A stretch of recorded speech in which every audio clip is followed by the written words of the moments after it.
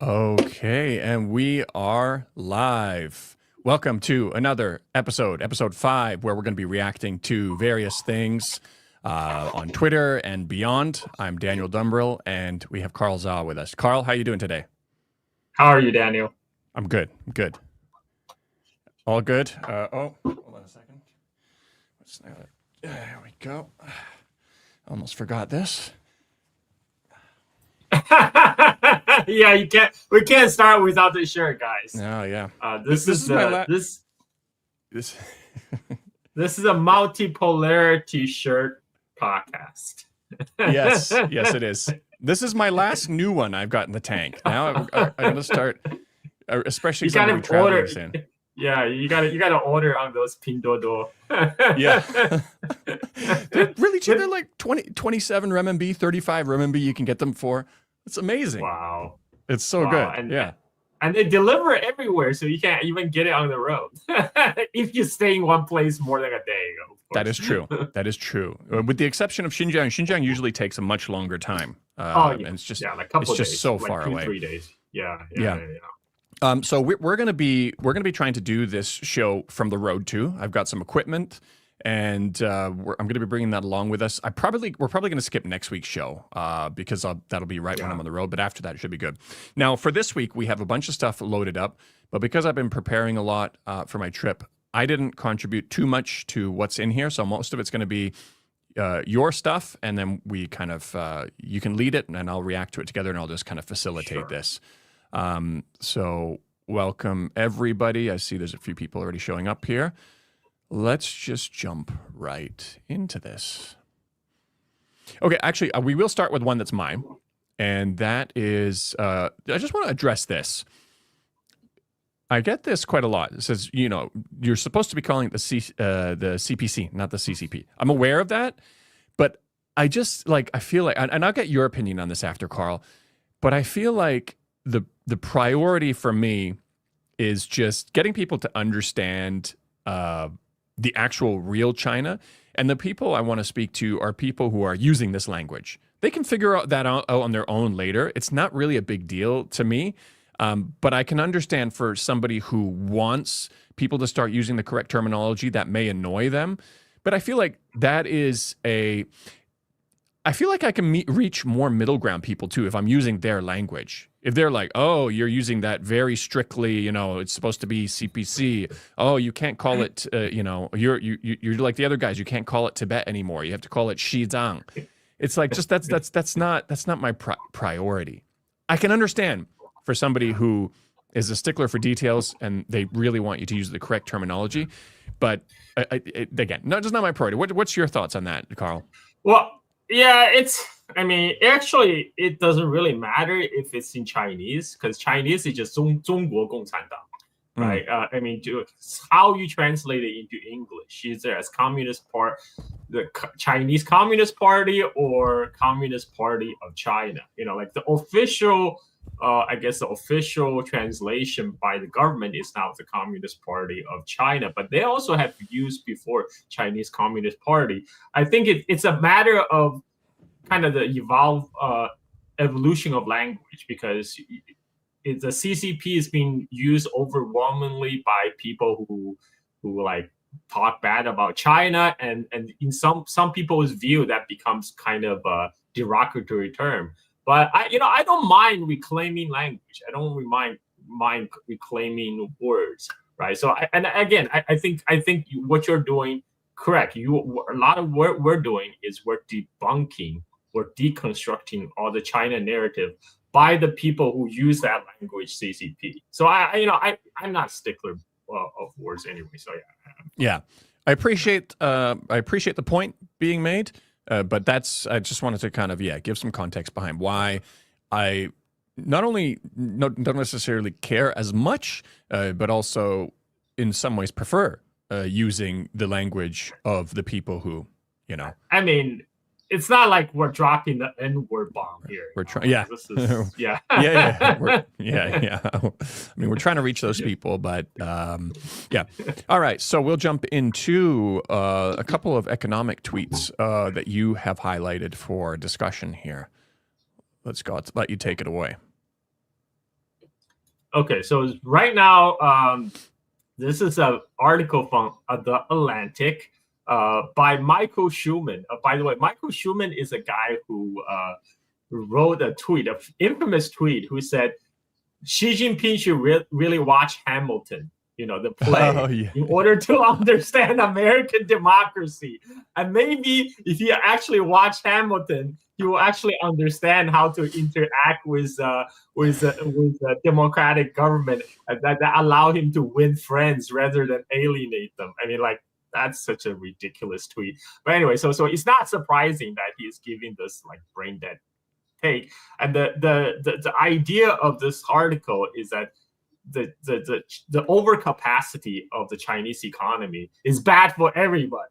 It's bad for the people in the West, bad for the consumers who somehow now have to purchase those cheap, affordable goods, and it's bad for the Chinese worker. I mean, this is just gaslighting now. Like it's like I saw the QTs, the quoted tweets, and the comments. It's overwhelmingly people are just making fun of him because this is. I mean, like, how do you come up with this, right? Like this guy says, this guy says it's fascinating watching U.S. elite and policymakers try to navigate the following contradiction. China's AI field productivity boom is taking everyone down. Number one. Number two, the coming U.S. AI field productivity boom that is driving the U.S. stock boom won't hurt the U.S. employment at all. Right, so a lot of this. By the way, a lot of this China bad narrative, including talking shit about Chinese AI, actually is funded by U.S. AI firms, OpenAI, who are paying people to say bad stuff about Chinese AI. At the same time, they want you to believe that. Somehow the American AI, once it's cheap, super intelligent, it's going to be great for everybody, great for American workers, which is complete bullshit because the whole premise of American AI is based on the premise they're going to replace millions of white-collar jobs. And Warwick has a good take. He says these clowns hate abundance as it denies capital and its political elite with the capacity to extract further rent. And this is the difference between the Chinese model and an American model, by the way, because American model, especially the in the latest AI bubble, the idea is we will innovate in order to build a monopoly, and then we can collect rent. That's a whole model of open AI. They plan to embed AI into everything, but eventually they'll just get a charge rent on top of all economic activity. What Chinese doing is they're using AI in everyday applications that makes things, they're making manufacturing cheaper, therefore the manufactured goods more affordable, and they're handing out open source AI in order for the global South AI developers to be able to access and develop their own product. Which is not OpenAI is doing, because like OpenAI, they're going to charge their arm and a leg, and Anthropics also. Yeah, that's right. I mean, they said that they want to collect the data, human data that was created by other people, and then resell it to us like a utility, like reselling intelligence like electricity.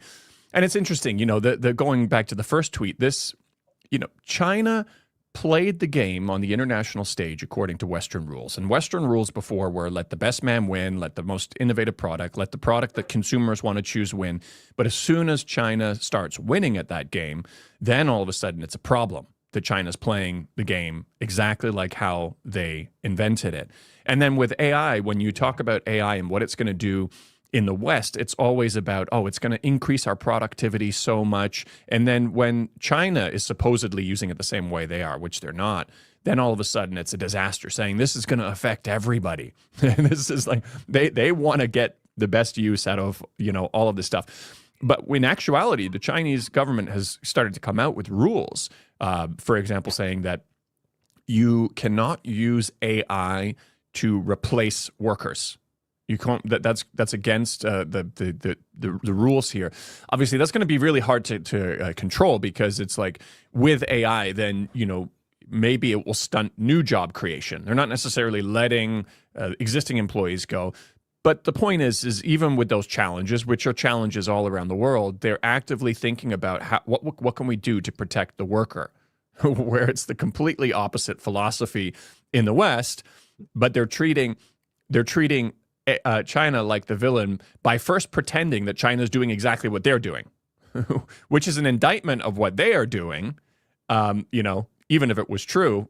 And, actually it is an indictment of what they're doing, but that's not actually what's happening on the ground. Every accusation is a confession. You know what they say? Yeah. always projection.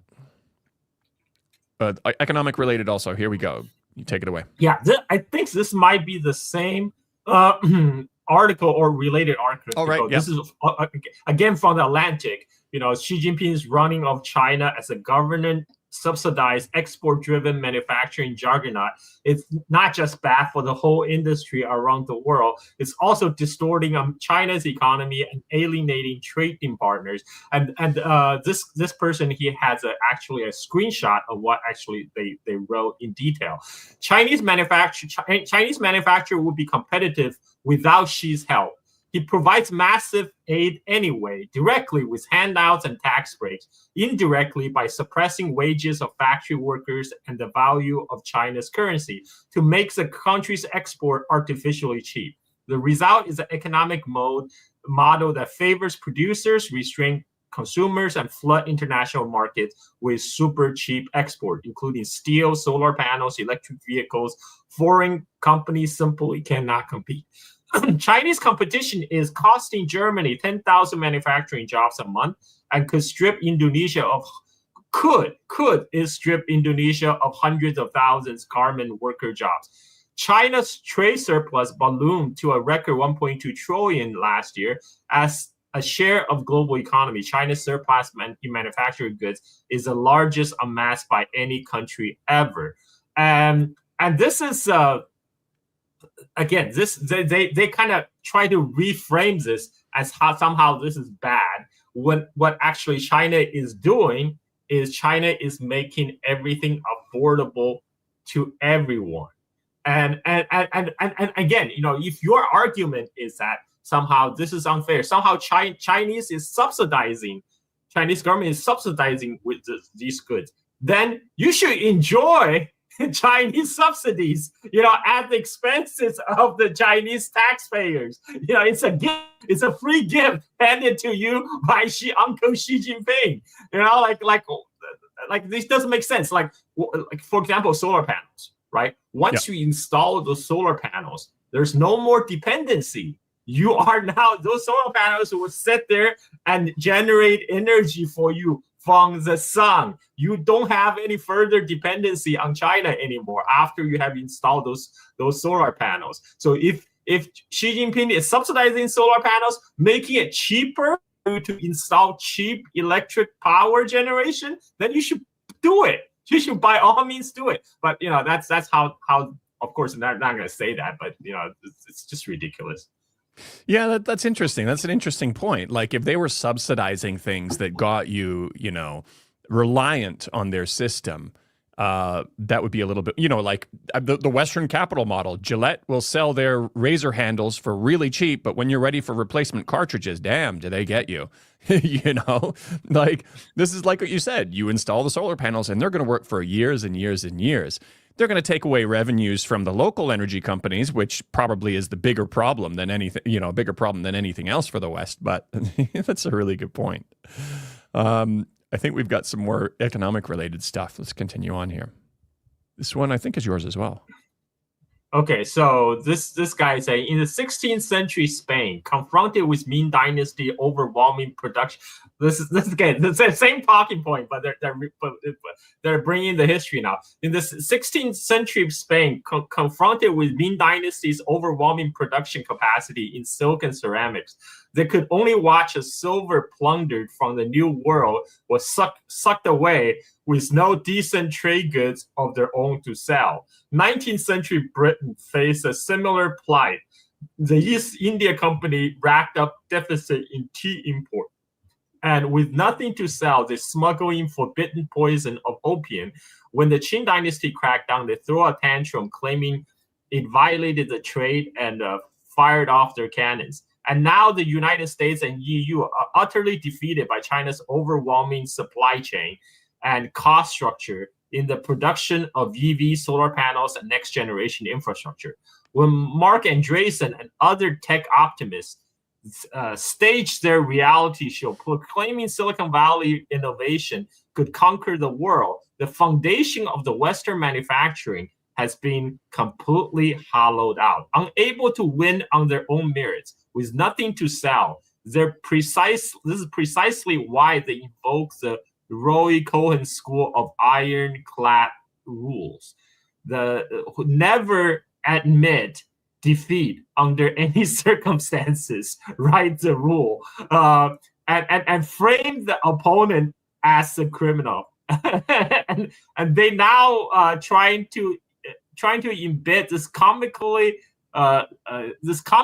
over the top logic into international law that overproduction threatens global peace and it is a crime. I mean, it's well said. Very well said. Yeah, I mean, planning for an export market is a reasonable thing. And you know what? Isn't the U.S. Their CHIPS Act, their Inflation Act, it's all subsidizing their local domestic production also. They're trying to do the same thing, but probably on a far smaller scale because too much of their national GDP is dedicated towards the military. Now imagine if they changed their priorities like China. Instead of going around the world and fighting wars, say, okay, all right, we'll compete at the same game and we'll play this game. Obviously, they're making it sustainable somehow. But yeah, it's a good response there. Now we have still economic related China high tech. Here we go. Okay, so this is from the Economist, which is another imperialist apology rag. Yeah. And it says China's high tech boom is leaving much of the country behind. That could make starkly unequal country even more so. Like, are you kidding me? And this guy tweeting out, Jonathan Chen, I think he works for Wall Street Journal. I mean, it's incredible for American to tweet something like this, especially when the whole premise of American AI is going to make the American society even more unequal by having a bunch of tech overlords ruling over basically a feudal basically ruling over tech feudalism. Yeah. So I was being like little facetious. I just says like change the wording from China to America, you would be 100% correct. Again, it's projection, 100% projection. Yeah. Well, that is a Carl Zah. You are known as the ultimate shit poster, but you shit post with facts. There's I think is this next one from let me see here, what is it? It's related. Oh yeah, here we go. You can it's I think it's commenting on the same article, is it? Probably parochialism of taking everyone down. Yeah. So this is the Atlantic article, which is saying the Chinese economy is taking everyone down. Poverty perfected yourself alone. In prosperity, bring benefit to all under heaven. Mention. Mencius is the second sage of the Confucianism. The title of Michael Schumann's piece in the Atlantic is not analysis. It's an anxiety dressed up as argument, a reflex masquerading as insight. Before engaging in its claims, it's worth noting, asking the question it refused to pose. Taking everyone down for what exactly? And compared to when? The historical record is unambiguous. For roughly 18 of the past 20 centuries, the land constitute present-day China was among the top one or two economies on Earth.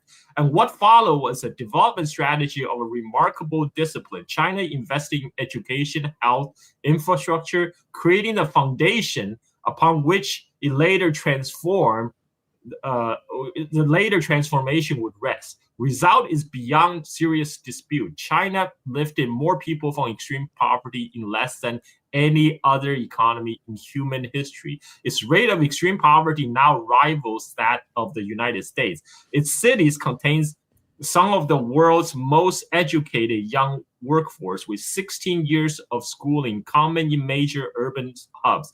Its universities rank by methodology with no stakes in Chinese prestige, appearing regularly among world's best STEM fields. China is not merely manufacturing cheap goods, it's producing scientists, engineers, and innovators at a scale that reflects aspirations of 1.4 billion people who have every historical reasons to reclaim their place. The honest question for the Atlantic reader is not why China is rising, but why that rise produced such reflexive alarm among those who benefit the most from the century of its humiliation. Mencius offers appropriate counsel. Perfect yourself before presuming to instruct others. The United States with its this goes on. I can't read the other part, but people get the point. Get the point. Yeah. And then of course we had we mentioned him last week, Noah Smith. The guy who seems like he's rage baiting, but it's actually really him. It's like, let's see. Here we go. So this again, like this one person posting the excerpt for the Economist article, China's high-tech rise is leaving much of the country behind. And Noah Smith just decided to put in his 2 cents. He said, Xi Jinping's economy does not exist for the benefit of regular Chinese people. It exists for national greatness. Now, this is coming from a guy who have never set foot onto mainland China. He admitted this to me in our debate 5 years ago, before during COVID. He said he has been to Hong Kong, but he never set foot on mainland China. He does not speak Chinese, and as far as I know, he has not since set foot on mainland China. So this guy has never been to China, yet continuously pontificating on Chinese culture, politics, etc., and posing as a public American public intellectual, a China joining the China debate, and the saying that he's saying that China's economy is not for the regular Chinese people. This is just preposterous. For anyone who has been to China, who has lived in China for extended period of time, you will see the tremendous progress China has made, and the dramatic improvement in the quality of life. I lived in China in the 1980s. I remember the days when we need ration papers to buy anything, to buy cooking oil or clothes or food. Like the level of abundance that exists in China today, which is not imaginable back when I was growing up. So to say that somehow the China's economic growth is not for the regular Chinese people, this is just bullshit, man. Like that just means he has never interacted with any real Chinese people 100%. In China. 100%. It is the average person. It is the middle class. It is the lower class that actually he has the highest approval rating with. These are the people who love what he's doing. And on the contrary, it is the ultra rich who are far more concerned or worried because they know that there's more scrutiny under them for corruption and for all this stuff. And they also know that if they had the same amount of wealth in any Western country, they would be allowed to rule over society. I mean, look at Occupy Wall Street. That's what that whole thing was about the wealth gap, was about the inequality. And what happened since then? Nothing happens with protests there. It got worse since then. So it is the complete opposite of what they're talking about. And this is exactly what, I know it's getting old to say, but every accusation, that's exactly what this is as well. We have, so that was Noah Smith's one, number 8, still economic. Here we go. I think, is this commenting on the same thing? These articles are so outrageous. It generated a lot of response. Justine Haig he said, I broadly agree with and he said the last part of her response is very important. So this is actually she's responding. Okay, no, this is responding to an interview with Jessica Chen Wise.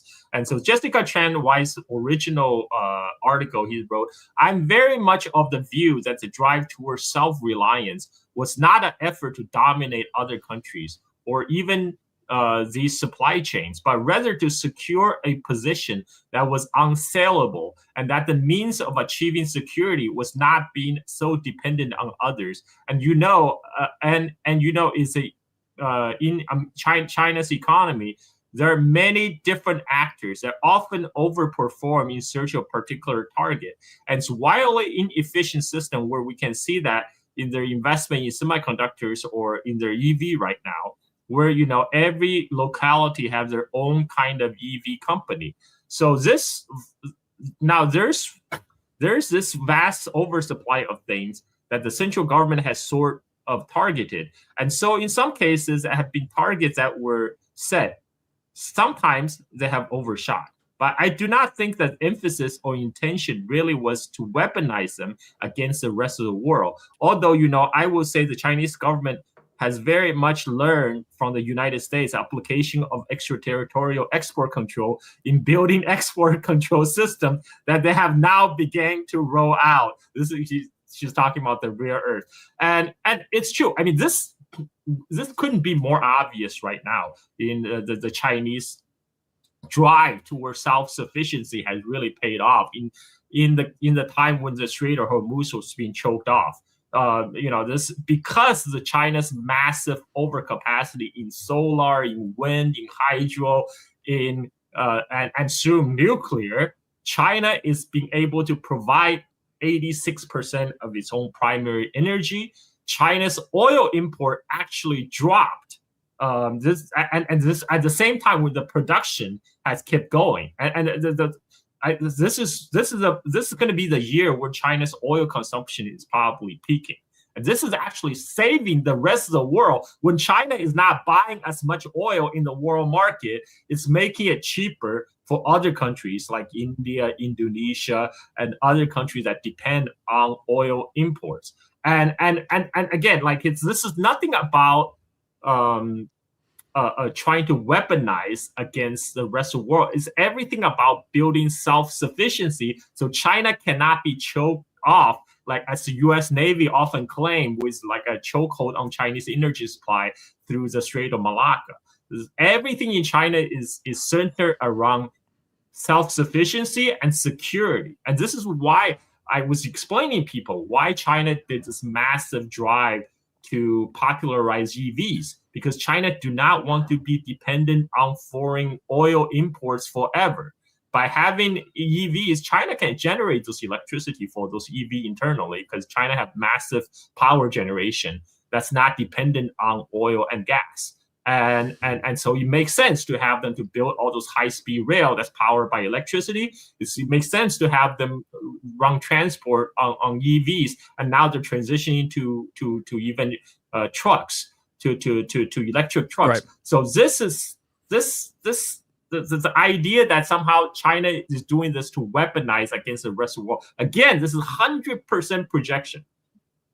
Right. Yeah. China never really prioritized turning their economy into a weapon, turning parts of its economy into a weapon.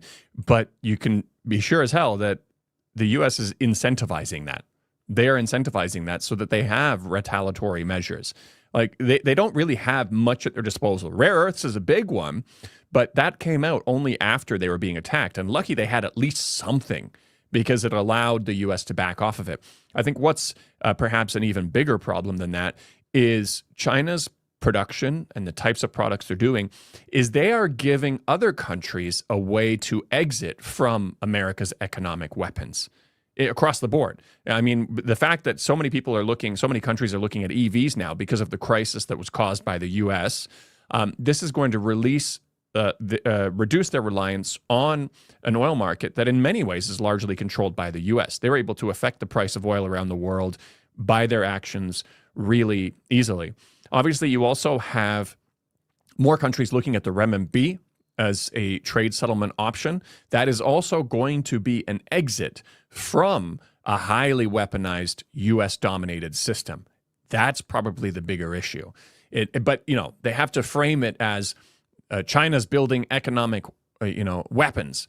But the bigger issue is that China is building an exit from U.S. economic weapons. I think that's what I think is going on. What do you think?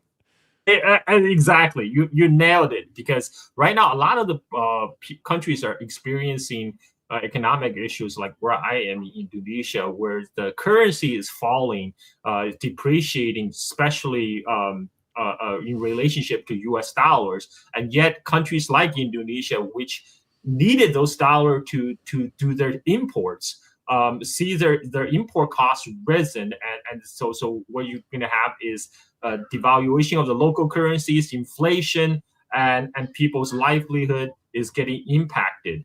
If they had what China had, this is why China's productive capacity is actually what insulated it from the crisis that just happened. And if this country, for example, didn't have to deal with the U.S. dollars, they would have avoided a lot of these current problems that they're besetted with. But you're right. Like, the United States is really alarmed that there might be a drive away from the U.S. dollar due to the policies that the United States government itself is pushing. And so they wanted to shift the focus to China bad. Don't be like China. Absolutely. I'm not sure if this is a repeat because I see I've got another Noah Smith one here. Let's see. I think it's a comment on the Noah Smith. Right. So he just saying, like, look, this is one of the most off-target criticism of Xi I can think of. And he just corresponded to what you said earlier. Xi is actually more popular among working class people and those in the rural area than urban elite. I can confirm this, just through my own network of friends and families. This is because his heavy focus on poverty alleviation, rural development, and bringing the wealthy. Yes, like a lot of the rich Chinese, I know they don't like Xi Jinping, but Xi Jinping is a lot more popular among the working class people. Yeah. Probably what's driving China maxing also. Well, I'll start off with saying, do you remember when NPR and CGTN worked together on a poverty alleviation documentary that really went into depth into how China solved China's poverty problem and had one of the biggest upliftings from poverty ever in the history of our planet? And it really is amazing. I mean, it was just so well planned out how they had different government workers going into these villages, and also giving, not only just giving handouts, but giving villagers the tools for sustainability. And you know what happened to that documentary, right? When it was scheduled to air in the U.S.?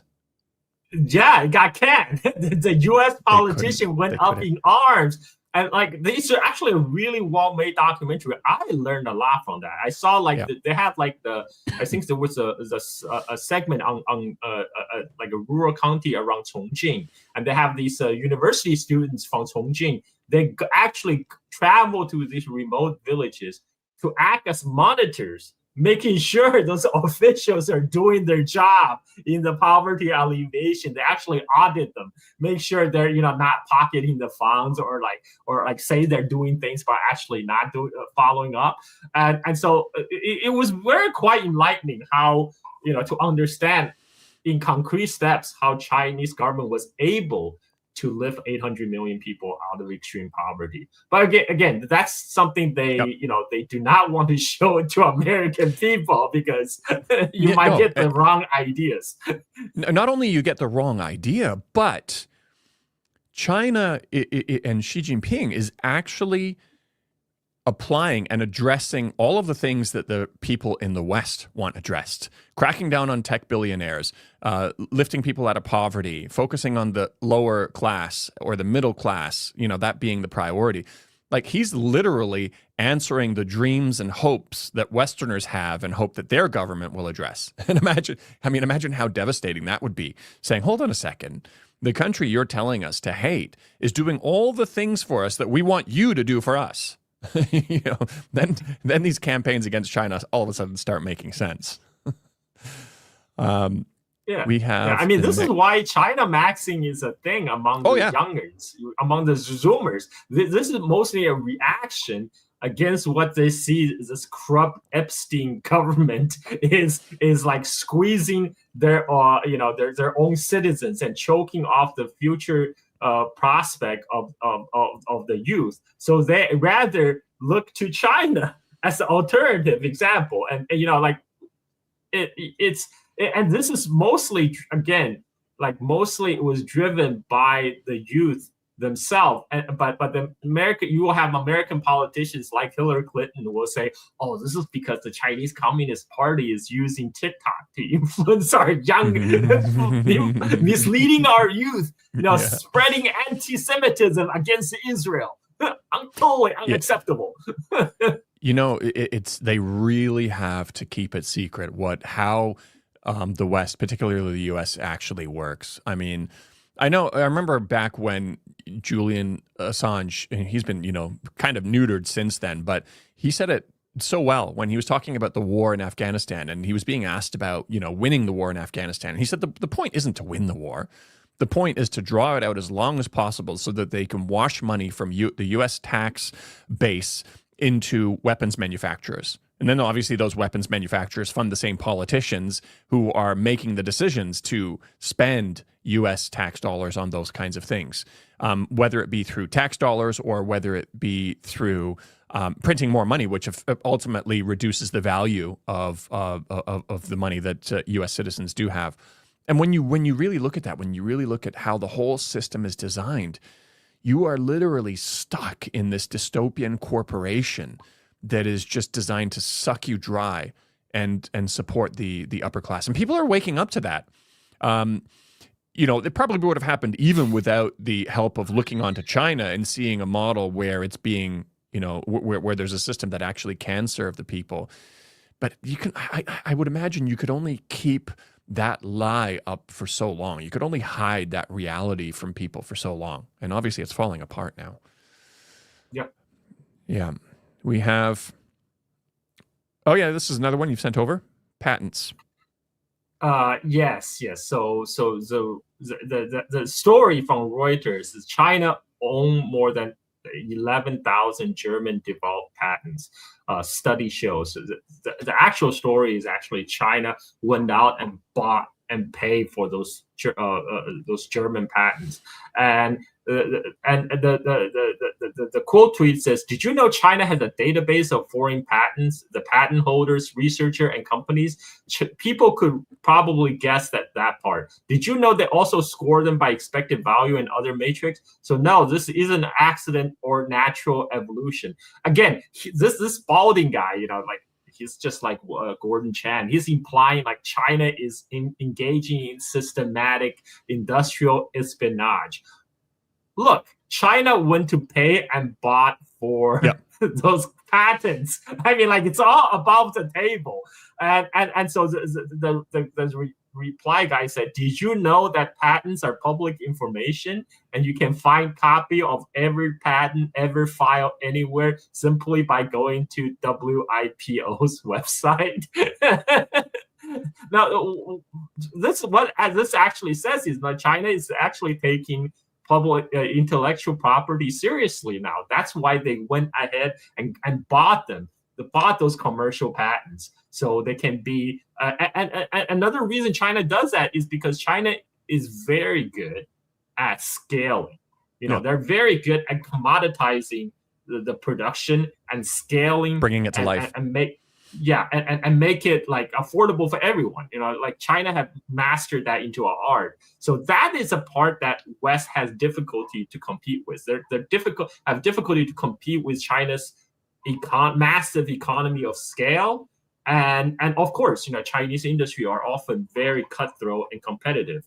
But it's just they can't compete, so they have to continue to manufacture those narratives to paint China as bad when it doesn't really help them. It doesn't really help them to compete with China by producing this kind of copiants.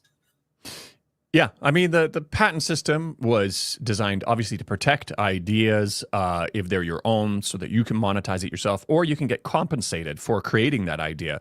And China's doing exactly what was intended. They are compensating people for those patents, but when they buy them, they're wording it as being seized, and yet America owns 1/3 of all of Germany's foreign patents also. So, but again, if America buys it, it is a regular economic activity. If China buys it, it's an issue, and it's being quote unquote seized, as they say. We have this is a good one. Here we go. It's another one of yours. Oh, so this is I wasn't being facetious when I said U.S. is alarmed that China is trying to cure cancer, because you actually read the article, like talking about China's rise in the drug development. You talk about China is trying to find cures for cancer, different drugs for treating cancer, and this is what alarms the Western pharmaceutical companies, because they don't actually want to cure cancer. They want to be able to want you to have those conditions, but they will sell you drugs just to treat the symptoms. Treatment is more profitable than a cure. Exactly, because that threatened their business model. Their business model is collecting rent.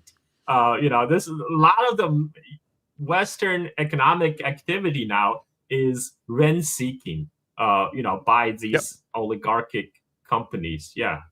I mean, you've got cars now that you have to pay a monthly fee to activate the heated seats. Like, it's like, come on, and it lends credibility to quote unquote conspiracy theorists who say that we could have long figured out a lot of many cures for cancer, but a lot of the times there's something on the table that gets scrapped. Like, you always hear this big breakthrough, like this, young scientist. I remember there was a Canadian high schooler from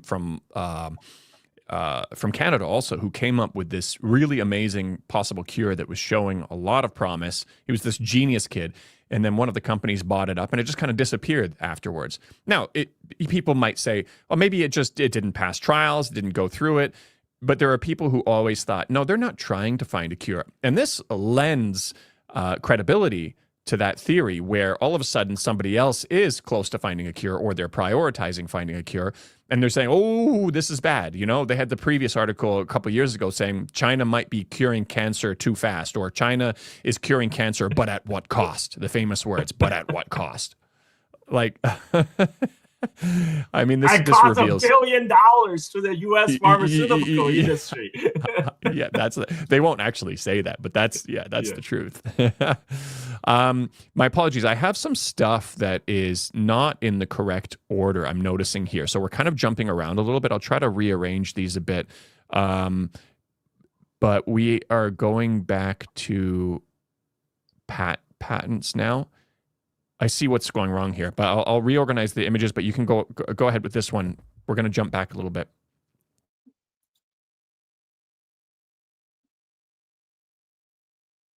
I think we lost Mr. Daniel for a second. So now it's my show. Welcome to the Silicon Steel Podcast. I'm your host, Carl Zha. We'll wait for Daniel to come back. But in the meantime, if there's any questions you'd like to ask me, this is your chance. This is the AMA session. Ask me anything session. So let's not waste time. And the chat, if you have any questions for me, this is the chance to ask. I'm wide open. Oh, Daniel is back. Yeah, I was going to turn into an AMA session while you're gone, but okay. Daniel, you go ahead while I'm. You go ahead. You talk a little bit while I'm sorting out my connection and also rearranging the media assets here. Okay. Yeah. All right, you guys. Can go through the comments. We have a Q&A session right now. We're holding an impromptu Q&A session. And Carl Zha, do you watch C dramas? Yes. I haven't. Not as much as I would like, but I enjoy the last one I enjoyed was Tai Pinyan, or The Sword into Plowshare. I didn't finish it though, because I watched it maybe like halfway. It was very good. I think it's one of the better historical C-dramas coming out. And my wife was actually asked me the other day to recommend her some C-dramas. So if you guys know any, let me know. I'll pass along to my wife. I just told her about The Pursuit of Jade because that's what's popular right now, both in and outside of China. There's a lot of C-drama that has gained a lot of popularity, particularly in Southeast Asia. Our babysitter, our like 21-year-old babysitter, was watching like C-drama all the time. Like this is Bali. She obviously was watching through subtitles, and so they like now. I used to joke the anime and K-pop are just gateway drugs for the true Chinese soft power because most of the people can't tell the difference anyway. So first you soft them up with anime and K-pop, and then C-dramas. But it's actually happening. It's happening in real life. I see like C-drama is gaining a lot of popularity right now. At least where I am so Carl, tell your wife to watch Zhao Adventures. Okay, I don't even know that one. I have to look it up. Mo Li, The First Jasmine. Okay, cool. I'm getting a lot of C-drama recommendations. There we go. That along to my wife. Finally, something useful. All right. So okay, Zhao is here just blocking. No, I don't block people because I actually like it when people hate watching me. the fact that I like the idea that somebody hate watching me while helping with a YouTube algorithm to funnel more traffic to my show. I'm all for that. Anyway, so Daniel, are you ready? I'm ready. Let me just go through. I'm not sure which one of these patent ones we've already covered. This one we've done that one. Yeah. Okay, we've done that one. Okay. And then how about this one? It's not showing up on my screen. So did we do this? Yeah, we didn't. It said please tell him in that report why the control over German patents by countries like United States and Switzerland is more often seen as normal competition. This is one Yeah. And while China's acquisition is regarded as abnormal market behavior. That's the point that you brought up. This guy. What was his name again? Sydney Daddy, right? He's actually a dissident. He is. He's actually a big critic of China normally. He comes across as somebody who's a little bit more mentally stable than Gordon Chang. And he's able to make his points in a way where it sounds reasonable on the surface, but you're like, what the heck are you talking about? The danger actually comes from the U.S., who will sometimes force their own allies to sell their prized companies, like the French Alstom, their prized energy company. They had held Frederick Perucci hostage until they were willing to sell it to GE.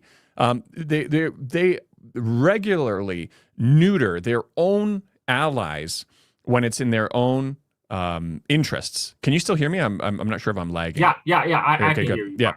So they're painting China, who's going around and paying good money for all of these patents, as the villain, when there is so much more risk when you're dealing with the U.S. Who was it who said,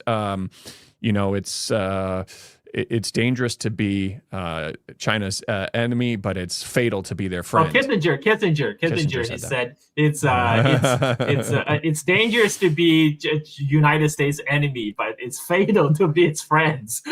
Yeah. So I don't know what point he's trying to make there, but it does not make sense when you look at the reality of how the world works. What do we have next? Let me know if I've done any of these. Oh, this one went a lot longer than this, but hopefully this will jog your memory and you can comment on what he was talking about. Actually, I have David Fisherman's tweet thread lined up on my machine. So again, this is in response to an article about how the profit margin shrinking China's auto industry. Auto parts maker are increasingly turn to robotics as new growth engine, tapping their manufacturing supply chain and component expertise into a potentially massive future market. This is by Michael Pettis, who is a professor at the Bacon University, but he's like the thinking man's Gordon Chan. He's been like poo-pooing China's growth for like the last 20 years. But he continued. He said that's a bad thing that China is turning into advanced is employing AI and robotics and advanced manufacturing, because he says as evolution wipes out profit margin in EV industry, EV producers are turning into robotics, where ironically profit margins are even worse. And this isn't because of stupidity. They're responding correctly to the incentives they face. In an economy in which unit labor costs are among the lowest in the world, you would expect the most competitive producer to specialize in labor-intensive industries. But in China, many of them are rushing into politically preferred industries because in these industries, the cost of capital, including subsidized equipment and logistics, is even lower. They get unlimited credit as low rate with no hard budget constraint. Under these conditions, it's natural shift even more from labor-intensive industry to capital-intensive one. I mean, this is just wrong on so many levels because, first of all, China's wage labor has been rising steadily over the last 20 years. Now, the China's manufacturing labor cost is actually higher, much higher than countries like Vietnam, India, much of Southeast Asia. Yet those industries are not leaving China because China have figured out how to manufacture at scale and employing advanced technology into the manufacturing. What Michael Pettis is really saying is China should stick with labor-intensive industries like making shoes and toys for the United States. You know, China has no business making EVs. So in response, another guy, Isabella Kamiska, chime in to support Michael Pettis by saying, below story about Chinese tech evolution is really insightful. I think it perfectly explains why China has such difficulty reinvesting its capital in the West beyond purely financial asset or asset it wants to strategically sabotage. Chinese FDI fell quite sharply post 2018, and it's not just because Western countries become more wary of Chinese control and influence. The documentary American Factory, that was a documentary produced by Obama, perfectly illustrated the beginning of the evolution problem. The Chinese factory model, when powered by cheap exploited labor, simply cannot be replicated competitively in the West, at least not without making the West visibly poor, something that would likely trigger a political backlash. The documentary tracks successful attempts by Chinese owners to block American unionization to protect profitability. The Chinese managers are also regularly bewildered by American labor norms. But the reason their investment eventually fail has little to do with Americans being lazy or over-unionized. On the contrary, it's because when one's comparative advantage is cheap labor and repression, it's impossible to make that model work anywhere that doesn't abide the same norm. This limits Chinese corporate expansion to jurisdiction with poor labor protection and standards or non-democracy. This is why China's American investment are eventually abandoned in favor of BRI countries, jurisdiction where China had more clout and influence over local governments and such greater ability to run exploitative models. It's also helped that these populations are generally poor and had to take terms as presented. But even that strategy is becoming increasingly politically contentious. This left China with no choice but to compete technologically. After all, only alternative to the points are bankrupting its primary customer and trade partner, aka the force that power what growth it has. Number two, writing off the wealth he thought he had on the ground. It is no longer materializable, a move that essentially locks its own people into exploitative condition for the long term. Number three, annexing foreign countries so that the foreign population can be forced to work in exploitative condition instead. So far, China is opting for the technological path. But as the below story illustrates, the more China gives up on its true comparative advantage, large, cheap workforce, in favor of technological advances, the more likely it's going to turn into evolution. And this is because without natural input cost advantage, it has to compete on an actual merit and non-human labor cost control. The problem for China is that simply shifting toward automation and technology is no guarantee of success, especially if its overall production is far more capital and energy intensive than the older way of doing things. It might not even guarantee greater efficiency, since foreign competition will no longer be put up by inability to emulate exploitative working practice their system won't tolerate. On the contrary, China will now be the one constrained by its own ability to adopt Western practices, notably the art of yielding to consumer feedback and power, cost control, and respect for hard budget constraints. This is a very common talking point about in the West about China's rise, how China's rise must be powered by slave labor. I have been hearing this since 1990s. I mean, it's the same talking point. Despite that, the Chinese working conditions have improved drastically over the last 30 years. So David Litterman, who works in the Chinese energy sector, he wrote a whole Twitter thread to counter this argument. He said this argument keeps describing what China's actual source of competitiveness are, then treating those bad descriptions as explanatory. This is the problem. This Isabella fellow is quoting Michael Pettis. It's like garbage in, garbage out, and then eventually it will feed to like the bottom feeder, like Noah Smith, and then they will regurgitate it, and then spill out as a popular conventional wisdom. But David Fisherman, who actually understands how China works, being a long-term resident of China, working in the Chinese energy sector, he wrote a thread. He said, rather than rebut every bad conclusion, it's more useful to identify and refute false premises that cause most of the damage. Let's go. False premise number one, cheap exploited labor is China's defining comparative advantage. This is the biggest and most obvious error, implying multiple places throughout the argument. Obviously still has a 2005 era or earlier model of Chinese industry, which is undermining all the subsequent analysis. An explanation of Chinese competitiveness assumed low wages, weak labor protection, and scalability via labor abundance was never the whole story. This is particularly wrong today. Supply chain expert and procurement people have been trying to explain why Chinese manufacturing hasn't immediately slipped away to cheaper labor markets like India or Vietnam for a while now. But it seems some China econ opinion havers still haven't heard about it. More serious analysis today attributes Chinese manufacturing advantage to things like industrial cluster, supplier density, rapid iteration, economies of scale for capex, high quality infrastructure, strong national local government coordination, and extreme domestic competition, among others. If you refuse to acknowledge this, your argument will always keep circling back to unsophisticated caricature of low-cost labor exploitation. False premise number two, industrial upgrading is some kind of forced pathology. This idea is particularly odd that China is forced into technology and innovation because its exploitative labor model doesn't work abroad. It's also completely backwards. Moving up the industrial value chain is what all mature industrial economies have done and try to do as their wage rise and their demographic shift. It's not some desperate last resort unique to China.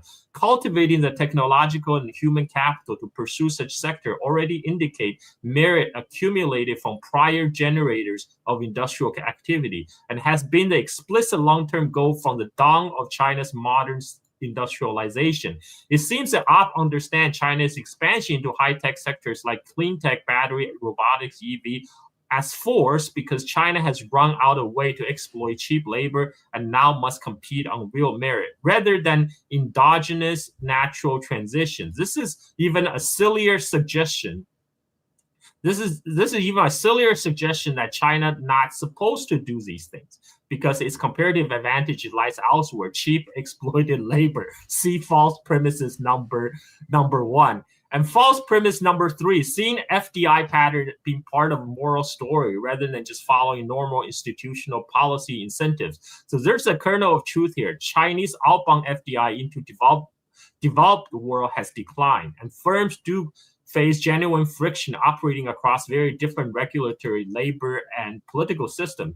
But then interpret declining Chinese FDI as proof Chinese firm cannot function in rich democracy, which is some classic motivated reason if I ever seen it. There's a long list of things you could and should look into first to understand why Chinese FDI might decline, including tightening Chinese capital control, increasing emphasis on deleveraging domestic firms, greater pressure and scrutiny from regulators in host countries, national security and geopolitics concerns, sector-level restriction, i.e. on fossil fuel investment, reduced appetite for risk from Chinese companies after a decade plus of often dubious return on their overseas ventures.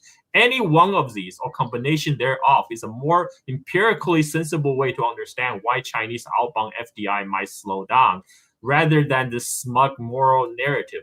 But why would we be interested in complexity and nuance? False premise number 4, Western industrial strength embody merit and morality. Chinese industrial strength embody low merits and immorality.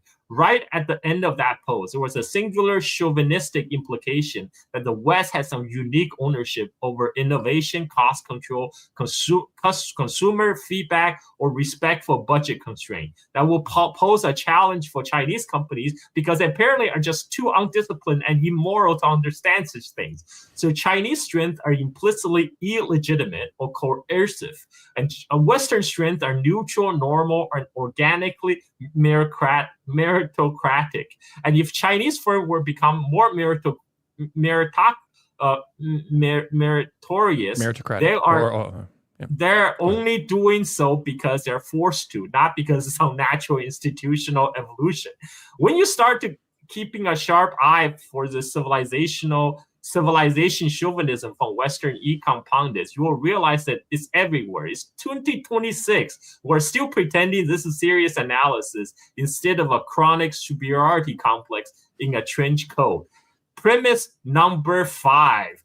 The involution is a broad symptom of civilization disease in the Chinese industrial sector, not just a sector-level phenomenon. We already seen a lot of misunderstanding of involution in Western punditry. I have previously been critical of how other European econ pundits have misused it, and now I realize all belongs to the same clique. So the repeated error is not surprising. Involution is not a broad diagnosis of China's modernization path. It shouldn't lazily be taken to mean too much competition or not enough reward for too much effort. It describes a specific phenomena in emerging specific sectors under specific conditions, which include overcapacity, policy distortion, and sluggish demand. Because the involution is not a catch-all description of China's economic industrial model, it can't mean industrial upgrading or automations are futile. In fact, diversifying into higher productivity activities seems to like a very sensible way to escape this kind of low margin trap that unabated involution threaten. So yeah, this post doesn't just get a few details wrong. It's constructed on a fundamentally mistaken model of how the Chinese economy works.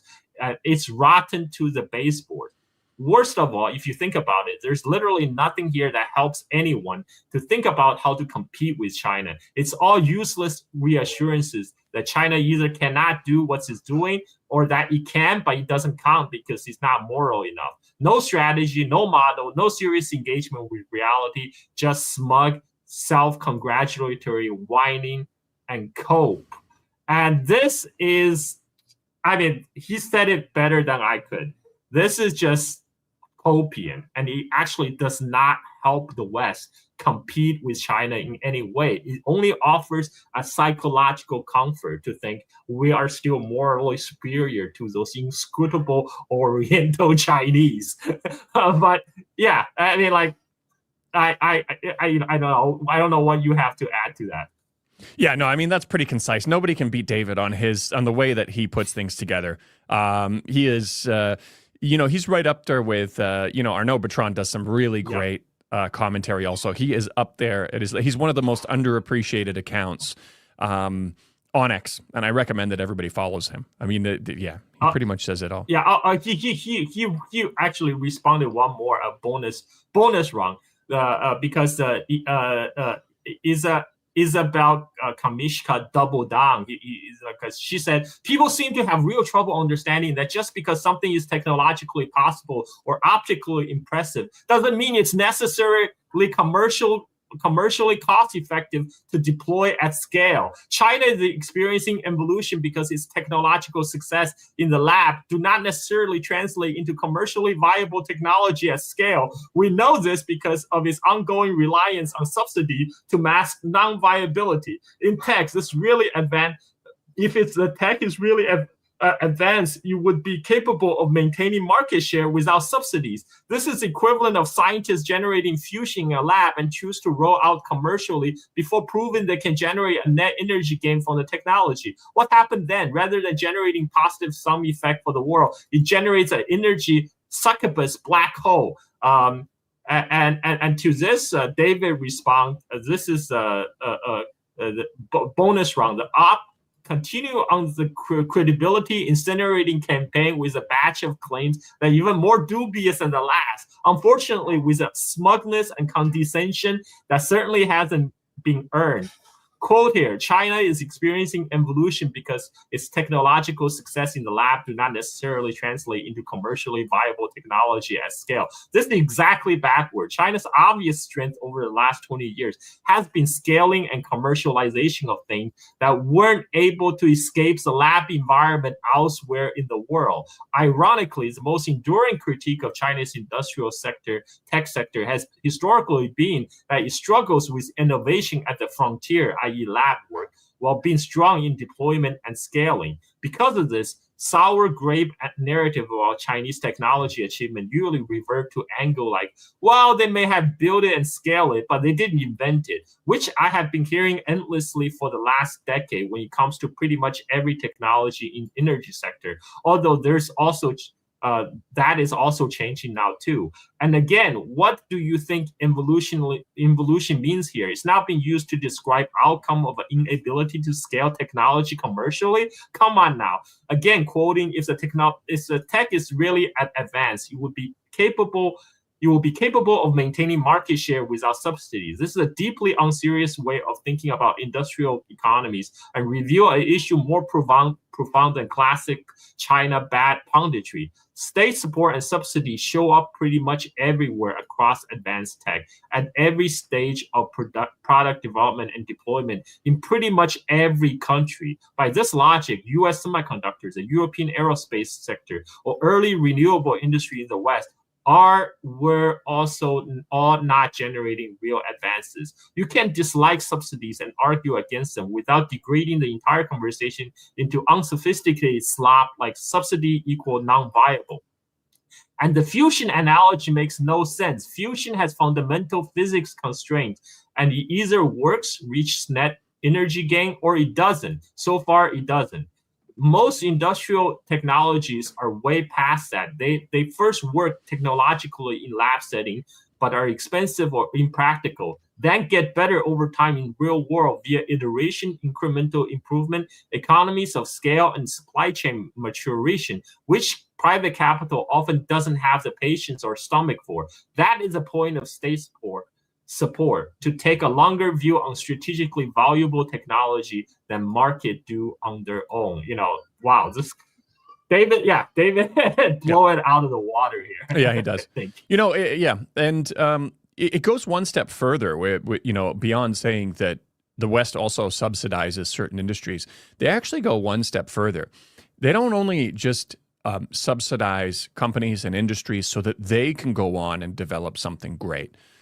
In some cases, they even develop the tech themselves. Like, for example, the founding infrastructure for the internet was developed by the U.S. military. It was developed with public funds.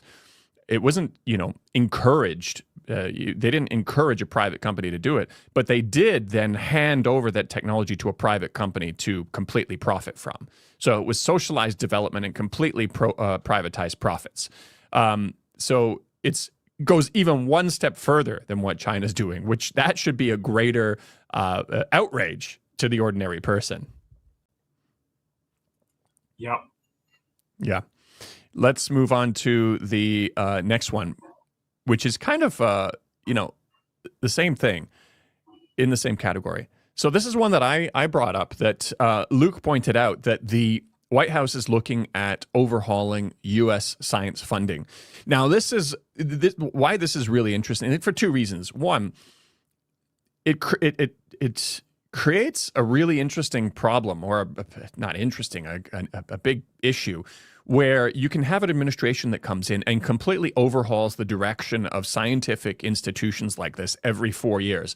Imagine how much this is going to hamper U.S. development. But perhaps what's even more important than that is they always accuse Chinese institutions and Chinese educational institutes, all of these kinds of scientific bodies, of being completely associated with and connected to the Chinese Communist Party. But that's essentially what they're trying to do here in the U.S., is overhaul all of these industries. So it is basically just a political arm of the government. It is completely controlled by the government. It becomes everything that they claim that these Chinese institutions are. Like, for example, with NVIDIA's CEO, when he goes on the board of Tsinghua University, like, oh no, that's a Chinese Communist Party controlled entity. Well, that's what they're trying to turn the U.S. into. Their imagination of how China works is what they actually want for themselves. And I know we've said it many times again, but it goes back to every accusation. What are your thoughts on this?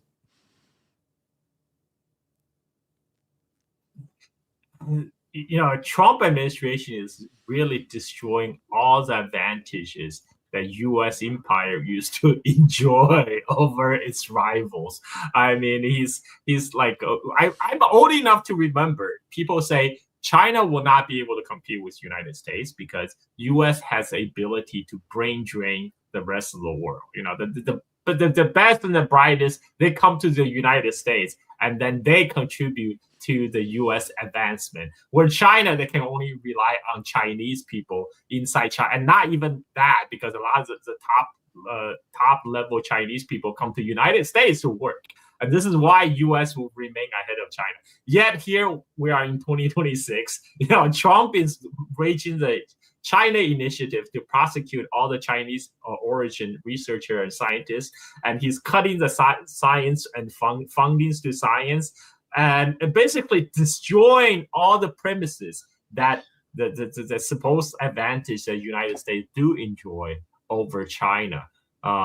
And while China is going the opposite direction, China is actually welcoming people to come to China. There are now many non-ethnic Chinese people who are going to China to join research. Luke himself is an example. He went to China to get a PhD in AI in medical research because he said that was one of the best place to do it. And so Trump, man. Trump is my president. You on that point too. You are seeing a shift. Here at the international school, most of the foreign students were here working for American companies in China. For example, Ford used to have a huge manufacturing base and research facilities here in Chongqing, and there was a massive community of Americans here working for Ford. They left, and for a period of time, pretty much the only people that were here were basically Chinese students with overseas passports or Koreans. There's a big Korean community here in Chongqing.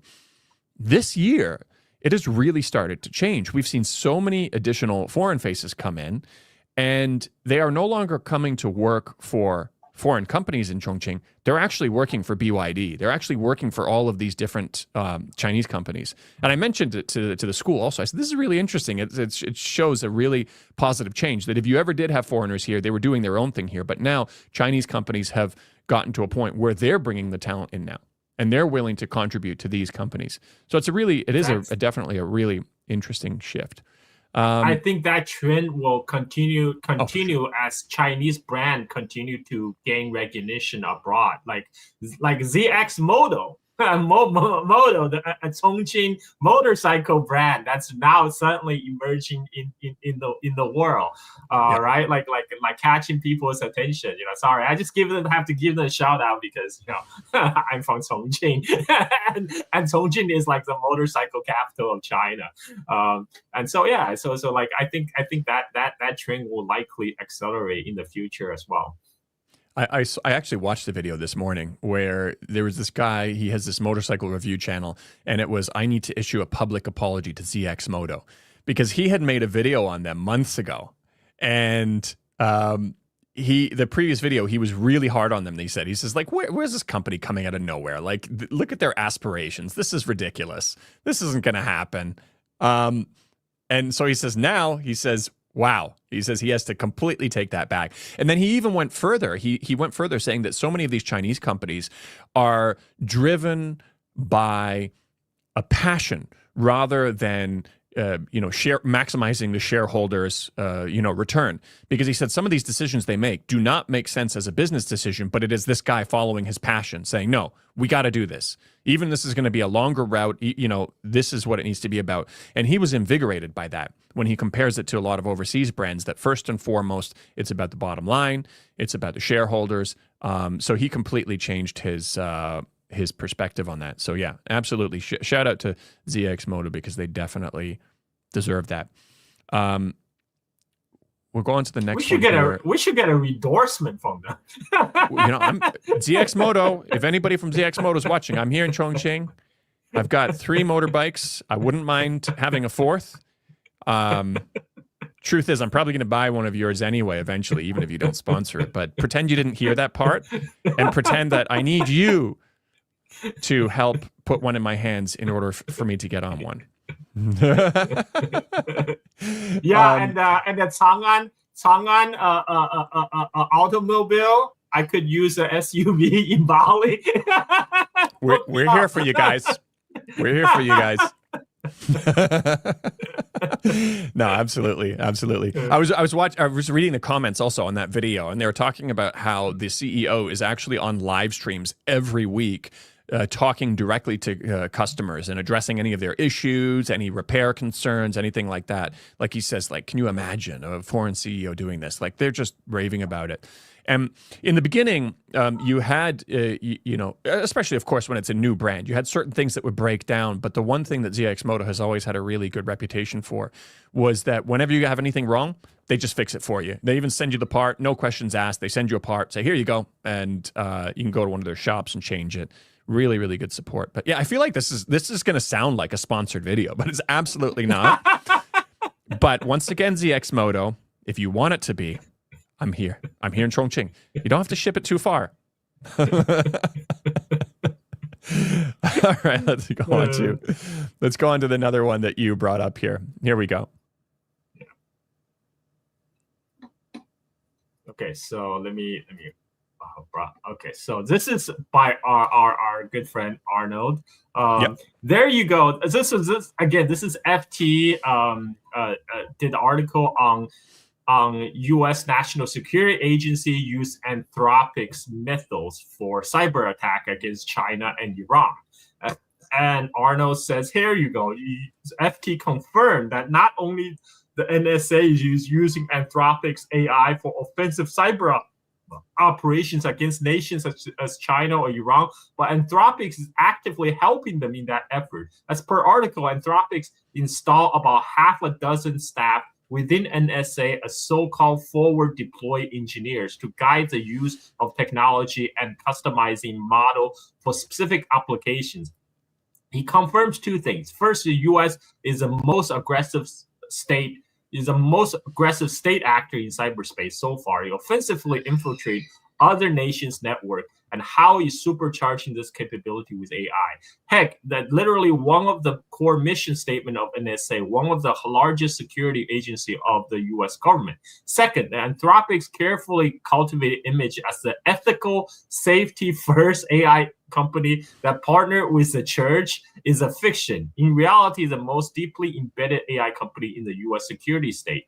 Instead of building guardrails, they are literally weaponizing their own AI inside their own AI inside the NSA. Again, every accusation is a confession, because this is the kind of stuff they throw against the Chinese AI companies. They're saying, "Oh, they're gonna, China is gonna weaponizing us to wage cyber attack against U.S. power grids.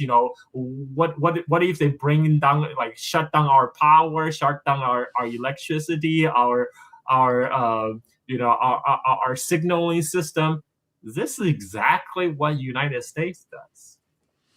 Yeah, and also they use the accusation without any actual evidence of Chinese military ties for companies, whether it's, what is it called, HK Vision, a camera company, whether it's Huawei, anything. Like, they use that as a reason to sanction it, saying it is dangerous, it should be sanctioned. And what they should, if you're using their own logic, every single country in the world should be banning this AI platform, because it absolutely is the thing that the U.S. says would be a national threat if any other country was doing it, a national security threat. So, that's, you can't say enough. Everything, you just comes back to every accusation over and over again. Yeah. We have the next one is another one that you brought up here, the Iran war strategy. Take it away. Right. So this is Steve Chu, who's actually a fellow graduate from Caltech. He's talking about that kabuki theater between Netanyahu and Donald Trump. Supposedly they had a disagreement. So this is Steve Chu. He has his contact in Beijing. He said this is what he heard in Beijing: the Iran war is a strategic gift, geostrategic gift to China. Washington has once again allowed Israeli strategic priority to override its own national interests, bleeding military power and diplomatic capital into a conflict that serves Tel Aviv, not Washington. The U.S. has become the enforcer for foreign powers' regional ambition, and the hubris will accelerate its relative decline faster than any Chinese missiles could. Hard to argue with that. Yeah. There's a couple of fronts. Yeah, it takes attention away from this pivot to Asia thing, but it also creates a global perspective where China looks like the more responsible party. Now, I will say, though, that a good friend of mine, you know him too, Ben Norton, he has a different perspective on the Israel-U.S. relationship. Whether you believe this angle or not, it's up to you, but I'll put it out there. He says that actually what the U.S. is doing in the Middle East is something that they want to do anyway, but they can use Israel as an excuse, even if they have to look like on the surface to some people that they are subservient to Israel, that it is Israel pushing them to do all this stuff, but actually it's stuff that they want to do anyway. But they can use Israel as a scapegoat, even if it makes them look weak in the process in terms of being, beholden to Israel foreign policy. It's a possible theory, but whatever the case may be, it doesn't make a difference in terms of the key point here, which is it's a strategic gift to China.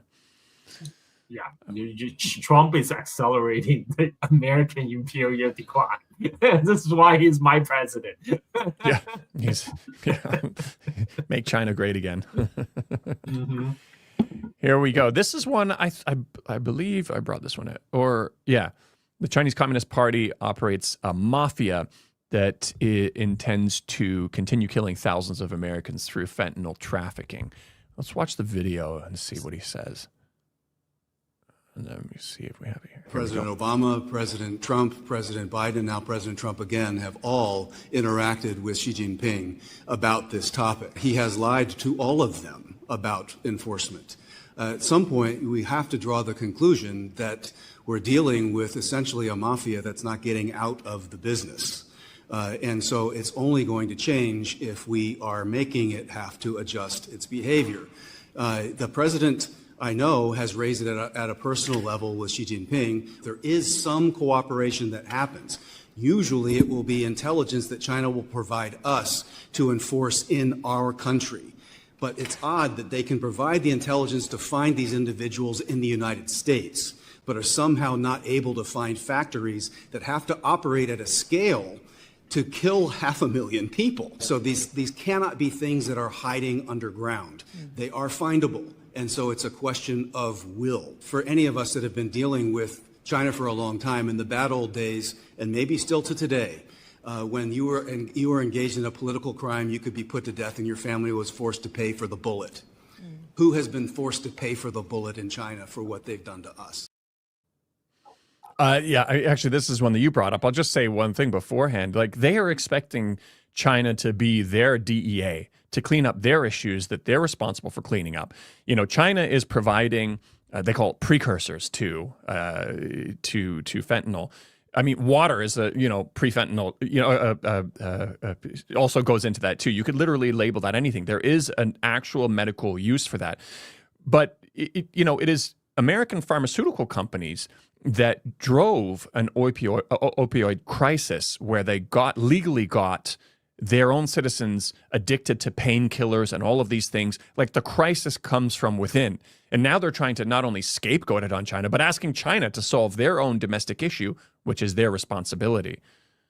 And Sackler family, the family that was responsible for promoting the opioid crisis in the United States, they got off with a slap on the wrist.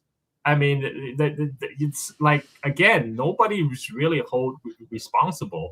And the speaker, Stephen Yates, I have to give you his credential here.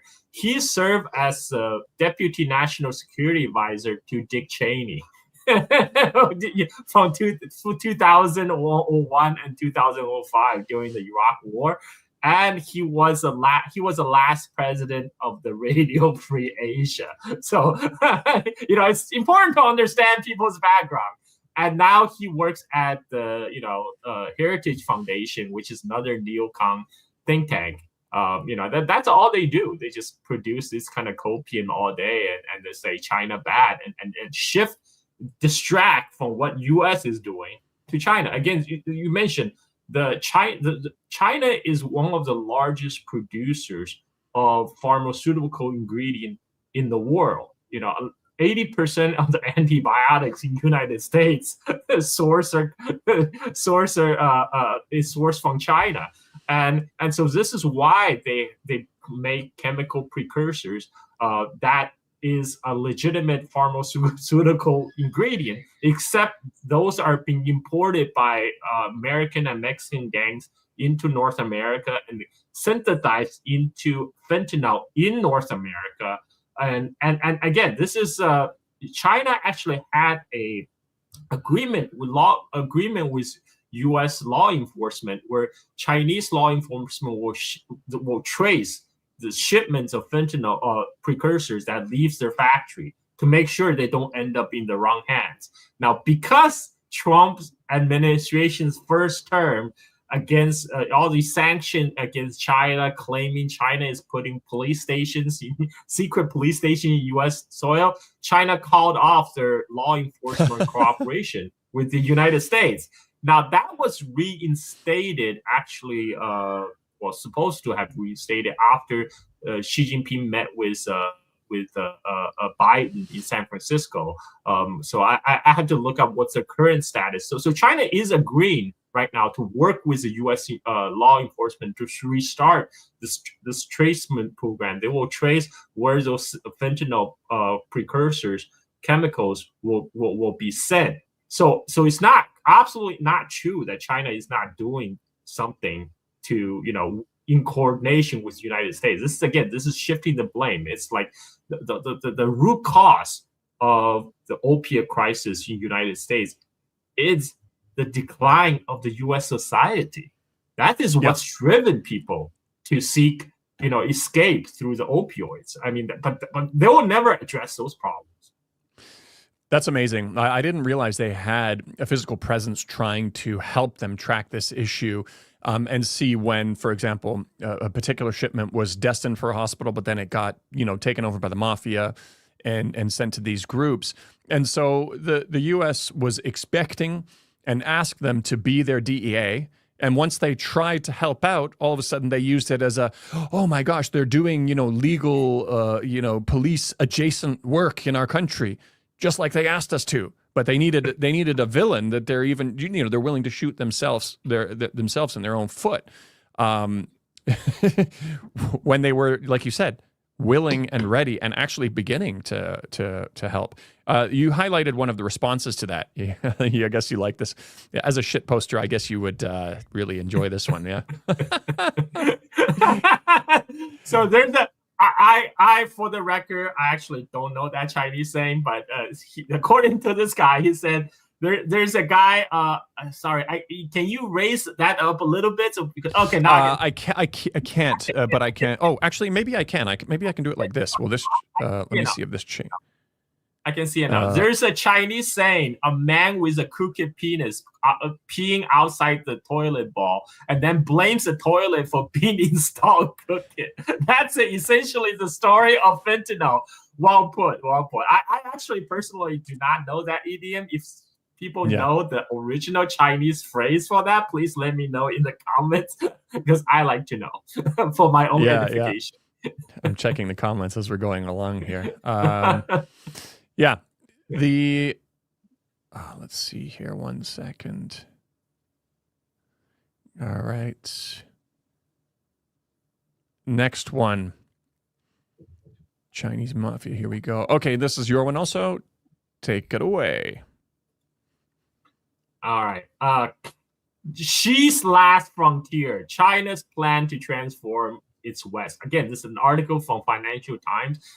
I noticed ever since Financial Times got taken over by Japanese ownership, they start to pump more and more anti-China articles. So they're talking about Xi Jinping's plan for a new year-long investment push on its western regions. They're talking about Xinjiang and Tibet in particular. Will transform an area that covers close to 1/3 of China's landmass, an area that roughly 10 times the size of UK and comparable to much of the Western Europe. So this person actually had some details of what that article is saying. I can't really read it from here, but I can pull it. Maybe I can pull it from my. Let me see if I can find it on my bookmarks. Because the words are really small. Okay. Yeah, let's see here. This is really interesting because there's always been this narrative how they're trying to isolate Xinjiang, and they're putting so much investment in there. They're connecting it to the rest of the world also, which is a natural reaction also for the U.S. trying to cut China off through different means. It makes sense to develop that region also. So this whole thing, yeah, go ahead. I got it. So these are some of the highlights, the article. So taken together, analysts say the plan for a new year-long investment push by Beijing is set to transform an area that covers close to 1/3 of China's landmass, blah, blah, blah. The policy is a challenge to the U.S.-led sanction regime imposed to punish China after it detained an estimated million Uyghurs and other. Again, this is an allegation which is not true. In the mid to late 2010s, the UN top human rights official said the crackdown could amount to crime against humanity. The Chinese government has long defended its action in Xinjiang as targeted measure to combat terrorism and extremism. Officials also deny state campaign of re-education and forced labor. The policy is poised to immerse Xinjiang and Tibet not only deeper into China's economy and mainstream culture, but also into the global supply chain. It could also help the People's Liberation Army bolster China's security along its border with India, Russia, Afghanistan, Pakistan, and parts of Central Asia. If China is successful in integrating the region and their people into China's mainstream economy and population, that could over time make it more difficult for Western government to use sanction or boycotts as an effective response to repression. I mean, this is just what they're really saying. They don't care about repression or that. What they're really saying is it will make it harder for United States to sanction China. That's what they're really saying. And the guy who quote tweeted, he's saying The media as an institution is deeply feminine. It henpecks, clutches pearl, but it doesn't commit to the normative position that Xinjiang is to be China's Afghanistan, pre-modern and ungovernable, all be separate. Or just how dare they counter our attempt to deny Uyghur employment. I mean, like, that's what the Western sanction is designed to do. It's designed to deny employment to the Uyghur people, and to make them unemployable. And this is but what the article is saying, that China's effort to integrate it is going to make these Western sanctions increasingly ineffective. So that's the real complaint. It's like the U.S. will lose a weapon to pressurize China. Yeah, I mean, you could see that. I know we've mentioned this before in previous shows, but one of the most effective ways of reducing extremism that was creeping into Xinjiang before was to increase economic opportunities. According to World Bank studies, according to many studies, the biggest driver of extremism is a lack of opportunities. They brought opportunities to Xinjiang, and it reduced extremism, of course, with other measures as well. Now, when the U.S. removed ETIM from the official terrorist list, basically the Uyghur separatist group, you knew what they were setting up. You knew what they were lining up, and by looking for any factory that hires any Uyghur, and just an image of a Uyghur in a factory being enough to sanction them, has scared many companies away from hiring Uyghurs. It's just not worth the risk. But that's the whole idea. That's the whole goal, is to try to impoverish them. And there's other outlets that have talked about sanctions on different places in the world where they are designed to foment dissent amongst your population so that they rise up against their government. Rudy Giuliani even said it directly with Iran. When Iran was under brutal sanctions, he was actually celebrating the fact that there were people in Iran selling their organs for like $100. He says probably a fortune to them. He says the sanctions are working. They're doing what we want. Like, he was literally celebrating that ordinary Iranians had to sell their organs to make ends meet. So you're absolutely right. That is the whole goal. Scott Besson also boasted about that, and the specific deal they complain about in the article, in the FT article, is that in March, the Xinjiang government and state-controlled Xinjiang Production Construction Corp announced 92 cooperation agreement with 18 state-owned enterprises in Beijing, spanning sector from energy, critical mineral to computing infrastructure and equipment manufacturing. The deal highlight that along with tourism spending, a big chunk of economic growth is coming from investment by state-owned enterprises and companies from China's more affluent east, akin to a nation receiving foreign direct investment. Over recent months, Chinese state media reported robust medium-term growth figures for both Xinjiang and Tibet.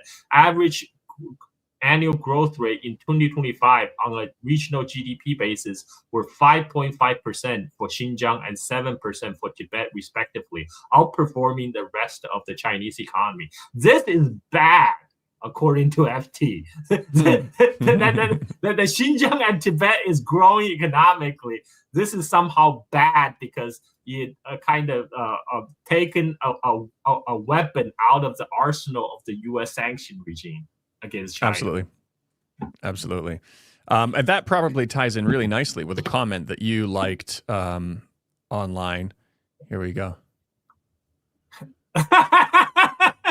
The more intellectually limited, this original comment was actually in Spanish, but thanks to the auto translation on the X, the more intellectually limited a person is, the more idealized their view of the United States. I mean, how can you argue with that at this point in 2026? In 2026, yeah.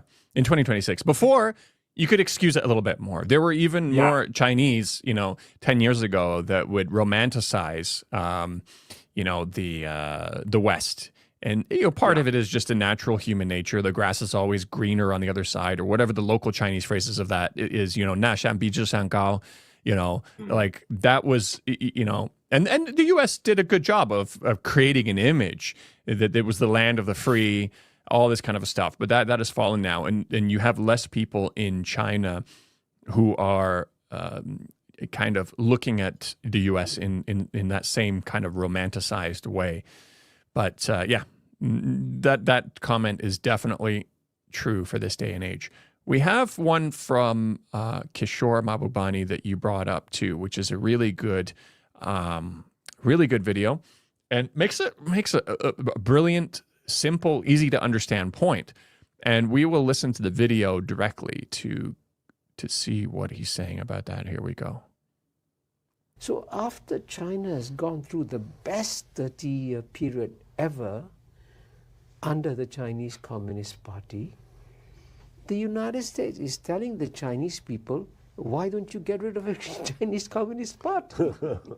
And the Chinese people are scratching their head and saying, excuse me,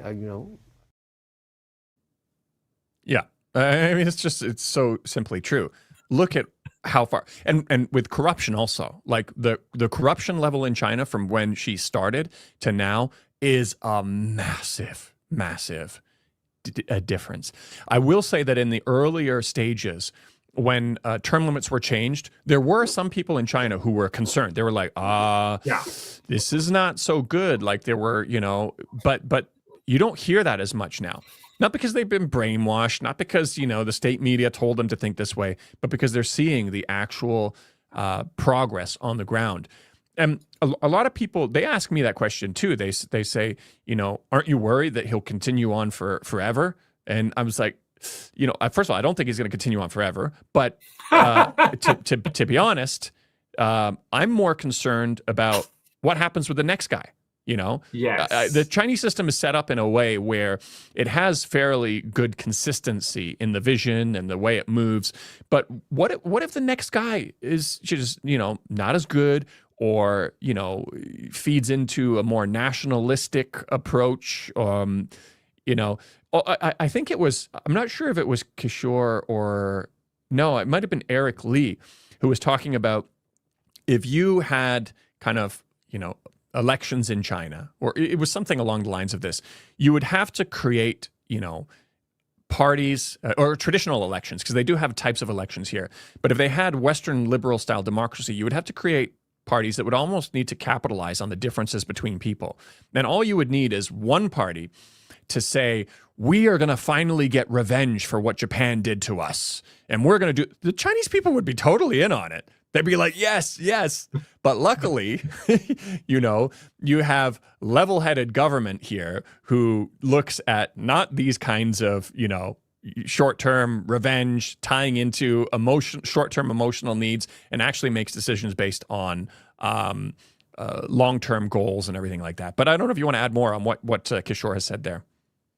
I mean, how can you argue with that? how can you argue with that? That's exactly what's happening.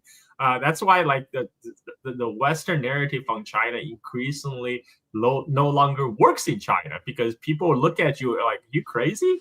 Are you crazy? Yeah, absolutely.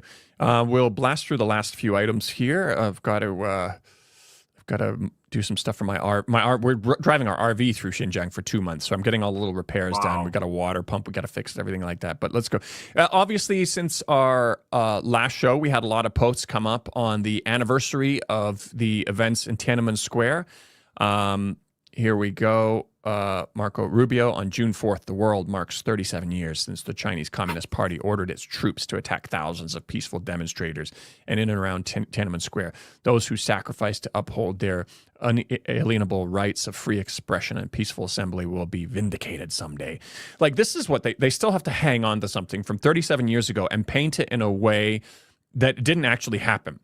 Like, without, saying that it was completely peaceful, completely ignoring the fact there's tons of evidence showing that police officers, military personnel, they were torched. Some of them were torched. They were killed by protesters. Even the photographer, as you pointed out last time, was beaten up, and he talked about that by the rioters. He also witnessed the rioters, the mob lynch one of the PLA soldiers. He talked about that in an interview. Pulled him out of his vehicle.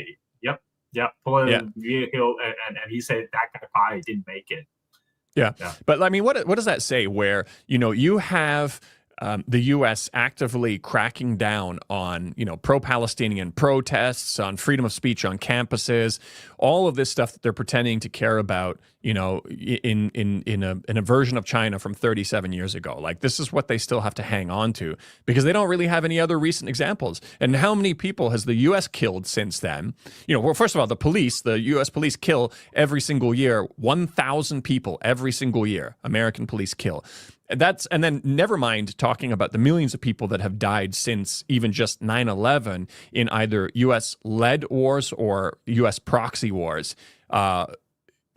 And they're still hanging on to this. They have to go back 37 years. They have to go back 37 years to fault China for some event. Yeah. The unfortunate thing about the way that China approaches this is they don't really talk about it. There's information available online. If you search for it specifically, there's documents online, how many students were killed, how many police were killed, all of this stuff. You can find it on Chinese internet, but it's not something that they actively discuss. And because of that, go ahead. I did my part. People can go to my YouTube channel and find a video where I just talked a few days ago about what happened. From my perspective, because I was 13-year-old back then, living on Chongqing University campus when the protests happened. I give it my take from my perspective for people who are interested in that thing. Yeah. No, that's. Did you talk about what's her name, Chai Ling? How she was. Yes. Yeah. I had the video. I found that video clip of her interview when she said she's too good to die with the rest of those students, but she said what we need is bloodshed. They don't know what's coming, but I have plans for them. My plan is to force the government to shed blood so they can wake up. And then when she was asked if she was going to be there, she said, "Oh no, I won't be there for that." It's like, but because China itself doesn't, decides not to talk about it much. The West for a long time has dominated the narrative on that, to the point where you even had, what's her name, Vicky Xu, who went to work for Australian Strategic Policy Institute, a literal organization that's funded by the U.S. State Department and weapons manufacturers of all places. After you had your so-called epiphany about China, and the evils of China, you decide to go to work for a military industrial complex funded think tank. Like that aside, she said one of her moments of awakening was that when she went overseas, it's the first time ever she saw the video of Tank Man. And she says, I can't believe this has been hidden to me for my entire life. But as a result of never hearing about what actually happened, she then decided to adopt wholesale the West's narrative on what happened during that event. So that's something that China kind of undermines themselves with it. It's hard to say what's right or wrong, but it's just something they decide not to talk about. But perhaps, do you want to add something before I bring up the next one? No, I agree. I think that's one of the things I think China could do is just lighten up on the censorship a little bit. China should be more confident in how its own people talk about things. A lot of people. Space so the very common talking points I see on Twitter, actually, Daniel, is Chinese people say, "Oh, I climbed the ladder, I climbed the Great Firewall to come here. I thought I would be able to find some dirt." Then I realized, oh my God, what I see here actually makes me more patriotic than ever. After I have served the internet outside the Great Firewall, see all these people levying attack against China. That makes me a more patriotic citizen than my Chinese government education could ever make me. Absolutely, yeah. And then we were talking about this is also the Chinese government works tirelessly to erase the memory of June 4th, 1989 from the internet. The CCP's censorship on Tiananmen is not just about the past, it's about controlling the present. China remains the world's worst environment for internet freedom. There's no evidence of them trying to erase this nationally and internationally. And one of the best examples of that is TikTok even before it was, bought out, the American operations was bought out. If you search Tiananmen Square on there was all kinds of, Western narrative perspectives on Tiananmen Square. There are, of course, people talking about the alternative, the actual, what actually happened, but largely it was dominated by more of an anti-China stance, which also shouldn't be happening if TikTok was indeed a Chinese government-controlled app, like they're saying. But yeah, no. Well, the real reason they didn't like TikTok because it talks about Israeli crimes. A lot of youngins are talking about Israeli crimes. That's why they didn't like TikTok. Yeah. And then there it is. Yeah, there it is. The same Freedom House index of freedom that give China scored 9 out of 100, give Israel 73 out of 100. That's this is enough said. Yeah. What like what? You have to be an actual West cattle Bank. to think China is less free than the West Bank. Even when the West Bank they put lower, but still, come on. You had, so I'm going to rush through some of this. So this was translated from Chinese last night. Our program once again discussed June 4th, and I feel that the overseas public opinion circle should have more such calm discussions. That is why the June 4th generation no longer possesses moral appeal. This absolutely cannot be explained by simply phrases like the CCP blocks information. It after a certain period of time, people are going to find out the real facts, even that are backed up by Western media at the time. And you get it's like, don't we have anything new to talk about? We're continually talking about what happened decades and decades ago while we're doing all this stuff. Eventually it's going to lose its oomph. But I don't know if you want to add to that. Yeah, exactly. For the Zoomers, this happened before they were even born.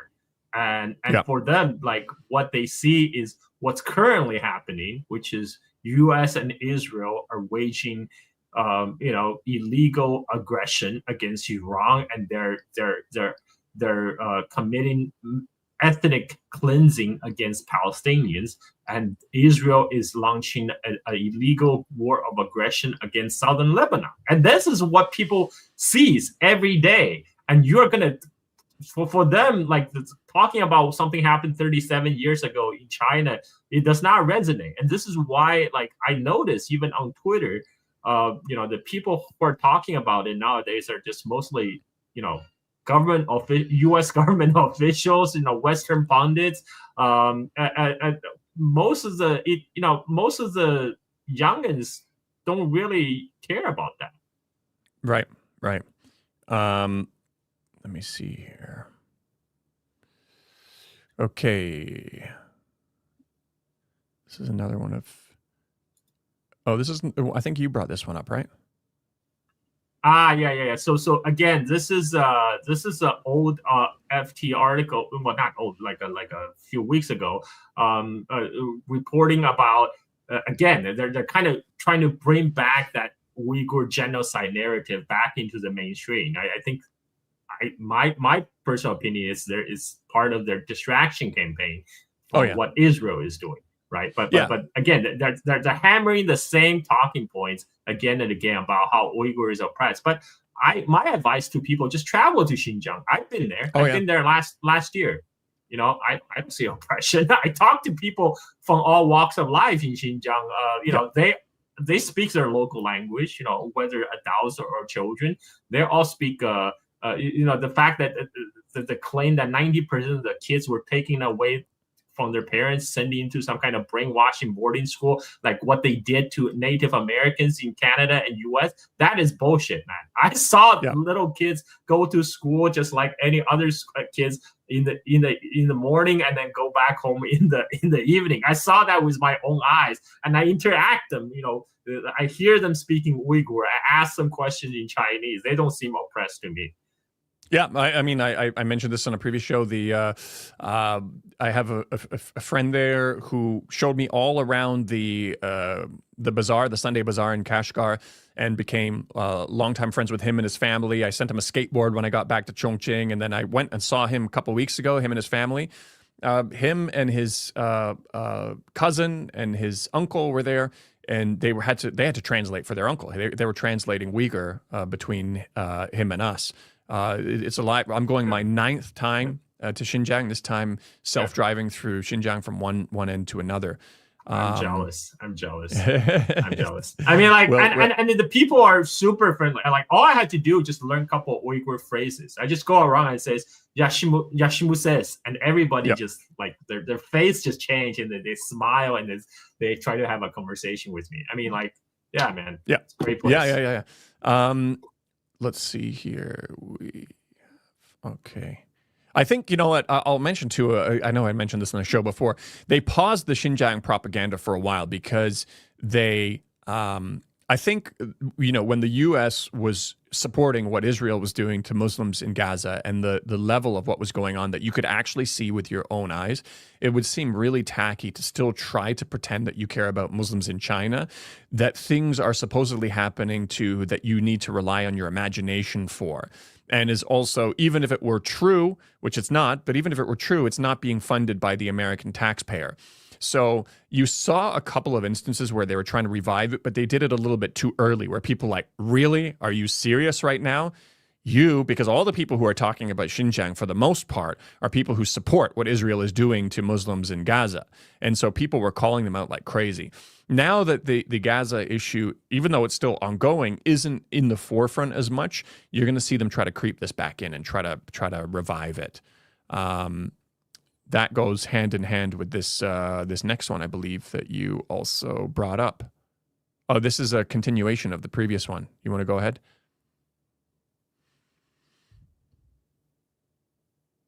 Oh, are you muted?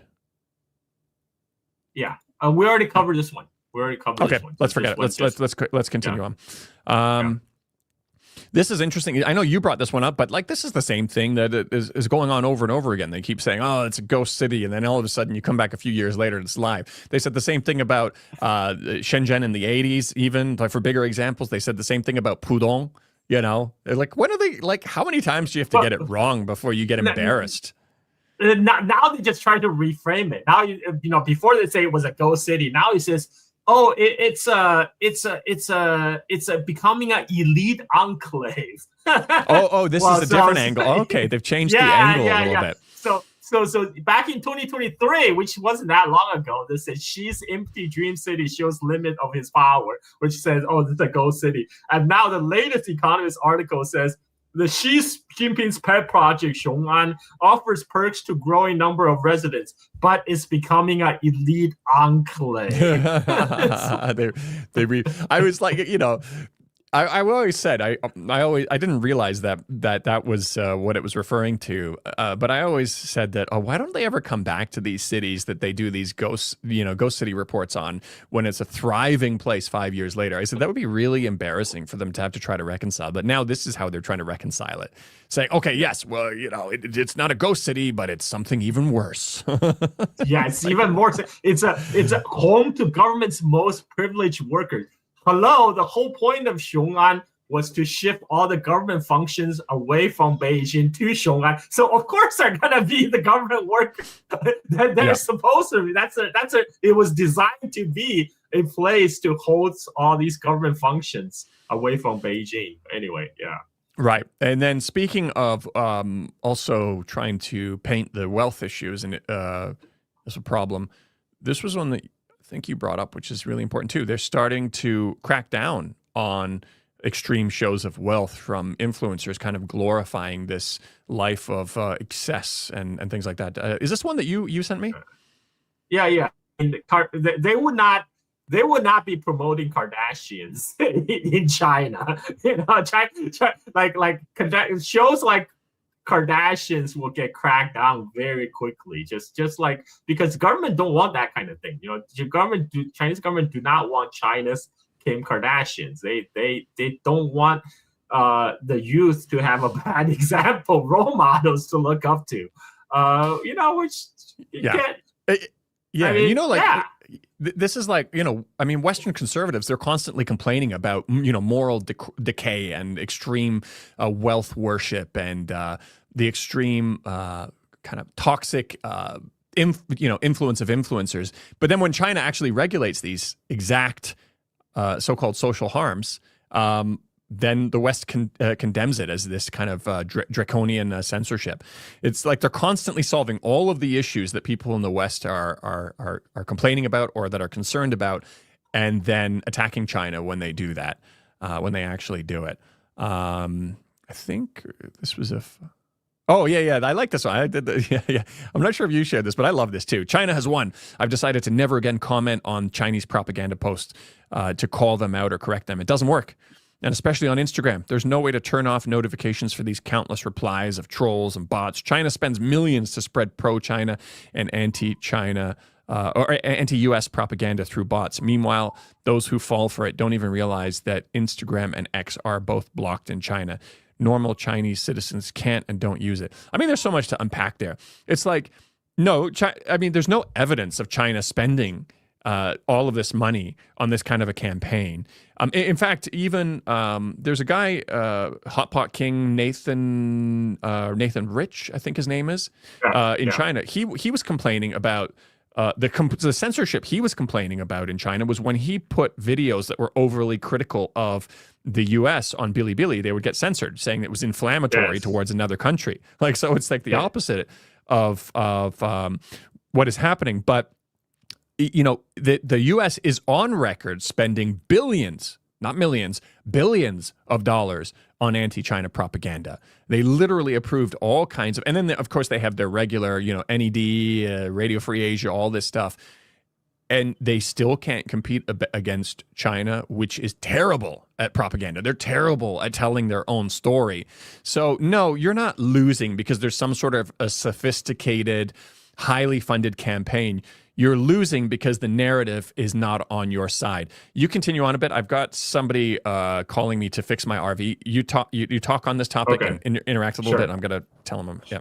Sure. I mean, that's just the fact that he pretends that every X user or Instagram user must be a Chinese government approved bot or agent. I mean, he obviously never heard of VPN, and a lot of Chinese people do use VPN.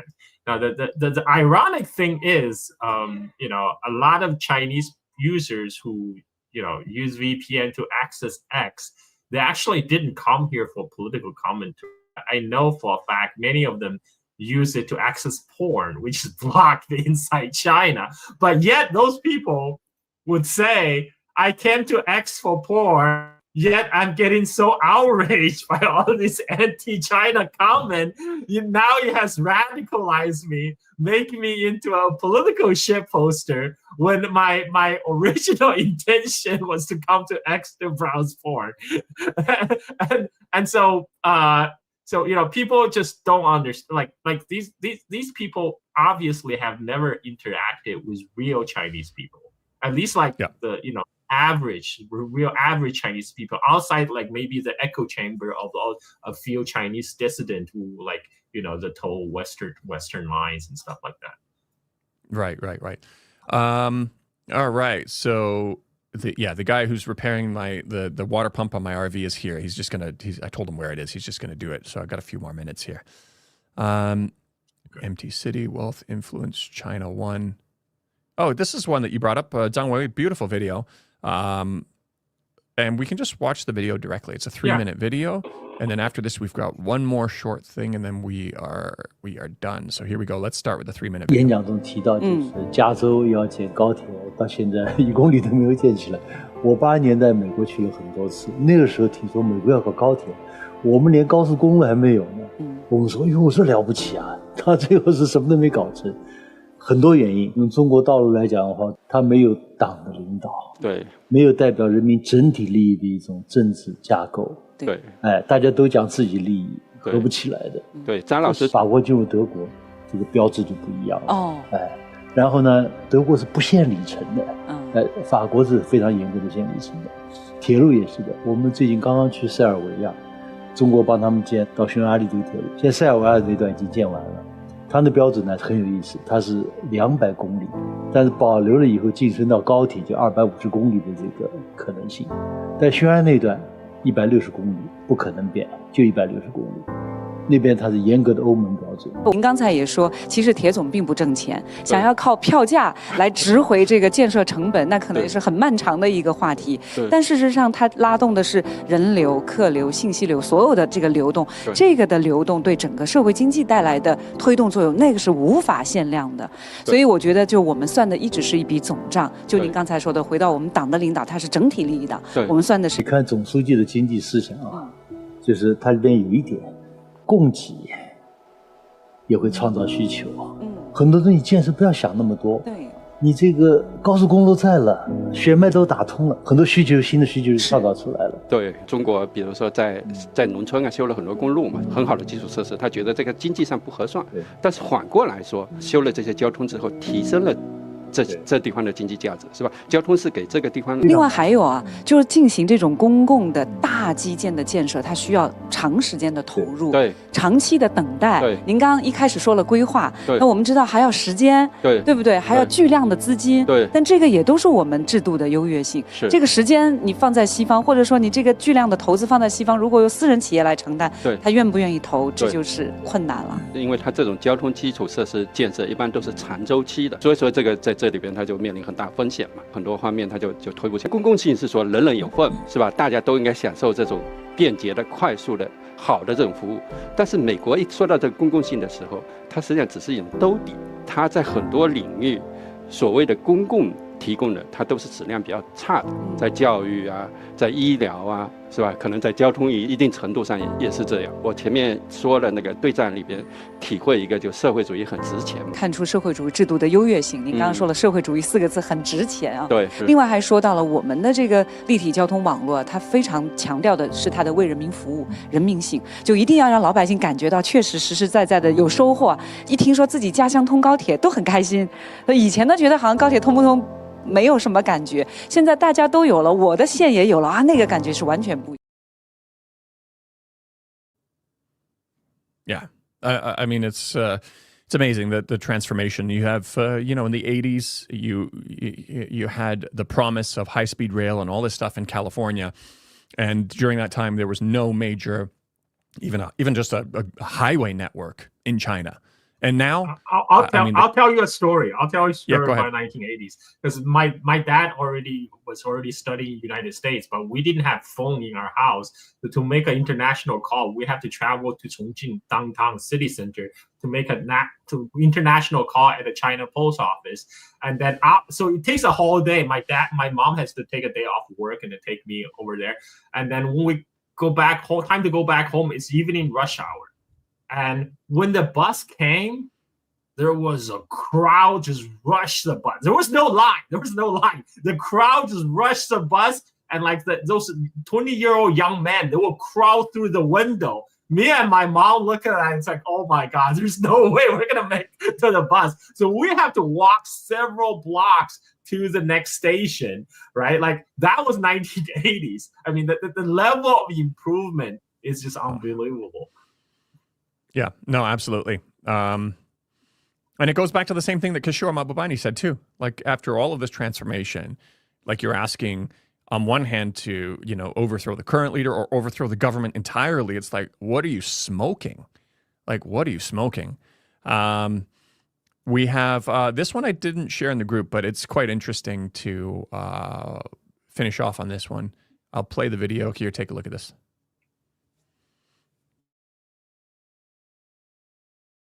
Text will always be king.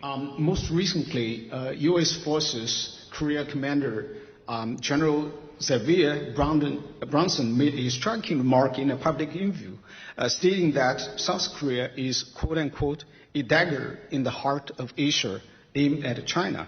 This comment stands in a stark contradiction to the spirit of a constructive China-U.S. relationship of strategic stability, which our two presidents agreed to build during President Trump's most recent visit to China, which you also just referred to in your speech.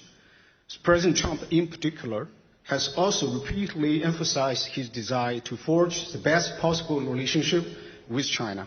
My question is simple. Does General Bronson's statement represent the official position of the Trump administration and its characterization of South Korea's role as a dagger aimed at China authorized or endorsed by the Pentagon? Thank you. What I said was trying to describe the operating environment, because what's incredibly important in being strong and quiet is about being able to describe the environment wherein we're working. If you remember, the Prussian philosopher, military philosopher Clemens talked about Korea being a dagger pointed at Japan. The difference is we have to change our perspective, which is why the East Up map is important. By changing our perspective, we take into account how others might see us in the region. We've got to be strong. We've got to have the right capabilities within the Republic of Korea, but we have to understand that those things still exist, and you have to combat those things every day. What I was trying to do in a place of learning was talk to War College students about how we have to change our perspective and think about where we are. Then I can advise not only my service secretary, but then my secretary, my boss in the Department of War, on what things we might do. The only way there will be philosophers in the future wearing uniforms like myself will be that we enter into the field of ideas. And we challenge ideas. And I'm okay with the challenge of the ideas, but we have to remember that context will always be king. And we have to take remarks contextually. And I would encourage that you listen to the entire podcast, as well as the speech that I gave to the War College students, which was pretty good.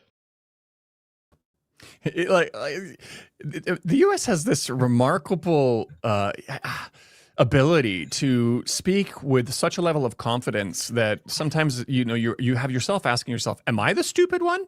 But wait, no. Then it's like you didn't actually answer the question, and you said just listen to the entire podcast. No, how about you just answer the two questions that has been presented to you? He's not willing to listen to it, and that's why I think there's a deep understanding that they can build relations with the U.S. They can try to improve the friendship between the two sides, but you always have to be careful here, because at the end of the day, you never know when they're gonna flip on you. You know that if they still have a way to crush you, they will. I don't know what your reaction is to seeing that answer to those questions. I mean, he says it's important to understand context. I mean, it's not that. It's pretty easy to understand the context, because from the perspective of U.S. military, this is how they always talk. Because General Douglas MacArthur, when he was stationed in Japan, he had said during the Korean War, he had said Taiwan was unsinkable aircraft carrier off the coast of China. So from the perspective of U.S. military, every piece of land adjacent to mainland China is an unsinkable aircraft carrier or dagger pointing at the heart of China. This is how when you have a nail, when you have a hammer, everything is a nail. For U.S. military, this is how they always view the relationship with China. That China is a problem that needs to be solved, that needs to be contained. Yeah. And this is, they're always asking, why is China spending so much on defense? Why are they building up their defensive capabilities? And the answer is, well, we have these risks that are surrounding us. And they say, oh, no, you're crazy. That doesn't make any sense. Of course not. But then they're actually saying these things out loud. They're actually confirming all of China's concerns when they're, revealing on a podcast. I love this episode. There's this one thing. There's these there's a guy being interrogated by the police in this room in the U.S. And he says, "Oh, you tell us what happened. Why did you do this?" and stuff like that. He's like, "I'm not saying anything." And then all of a sudden they bring in like two microphones and some lighting and some cameras, and they pretend it's a podcast. And then all of a sudden the criminal opens up. He's like, "Oh, so I was, And that's essentially what's happening. You get these U.S. government guys on a podcast, and then they'll admit everything out loud. Yeah, no, that's exactly what's happening. We don't have any more content. So we're going to wrap it up here. I don't know if there's anything else you want to finish on, or we just... we already gone on more than 2 hours, so I think it's good. We're good. All right, so once again, I'm not 100% sure we could do one next week, but for sure, 2 weeks, I'm taking my equipment with me on the road. I'll do we'll do these episodes I'll be going through Inner Mongolia, through Xinjiang. Maybe I'll set it up outside of my RV and you can see a little bit of the background. Or maybe I'll even get some clips ready of our trip. That I can share on our live stream also, on the road or anything interesting I've seen. Yeah. We can introduce it to the show, make it a little bit more fun. But thanks everybody for joining. Thank you, Carl, once again, and we will see you all next time. Peace. Bye bye.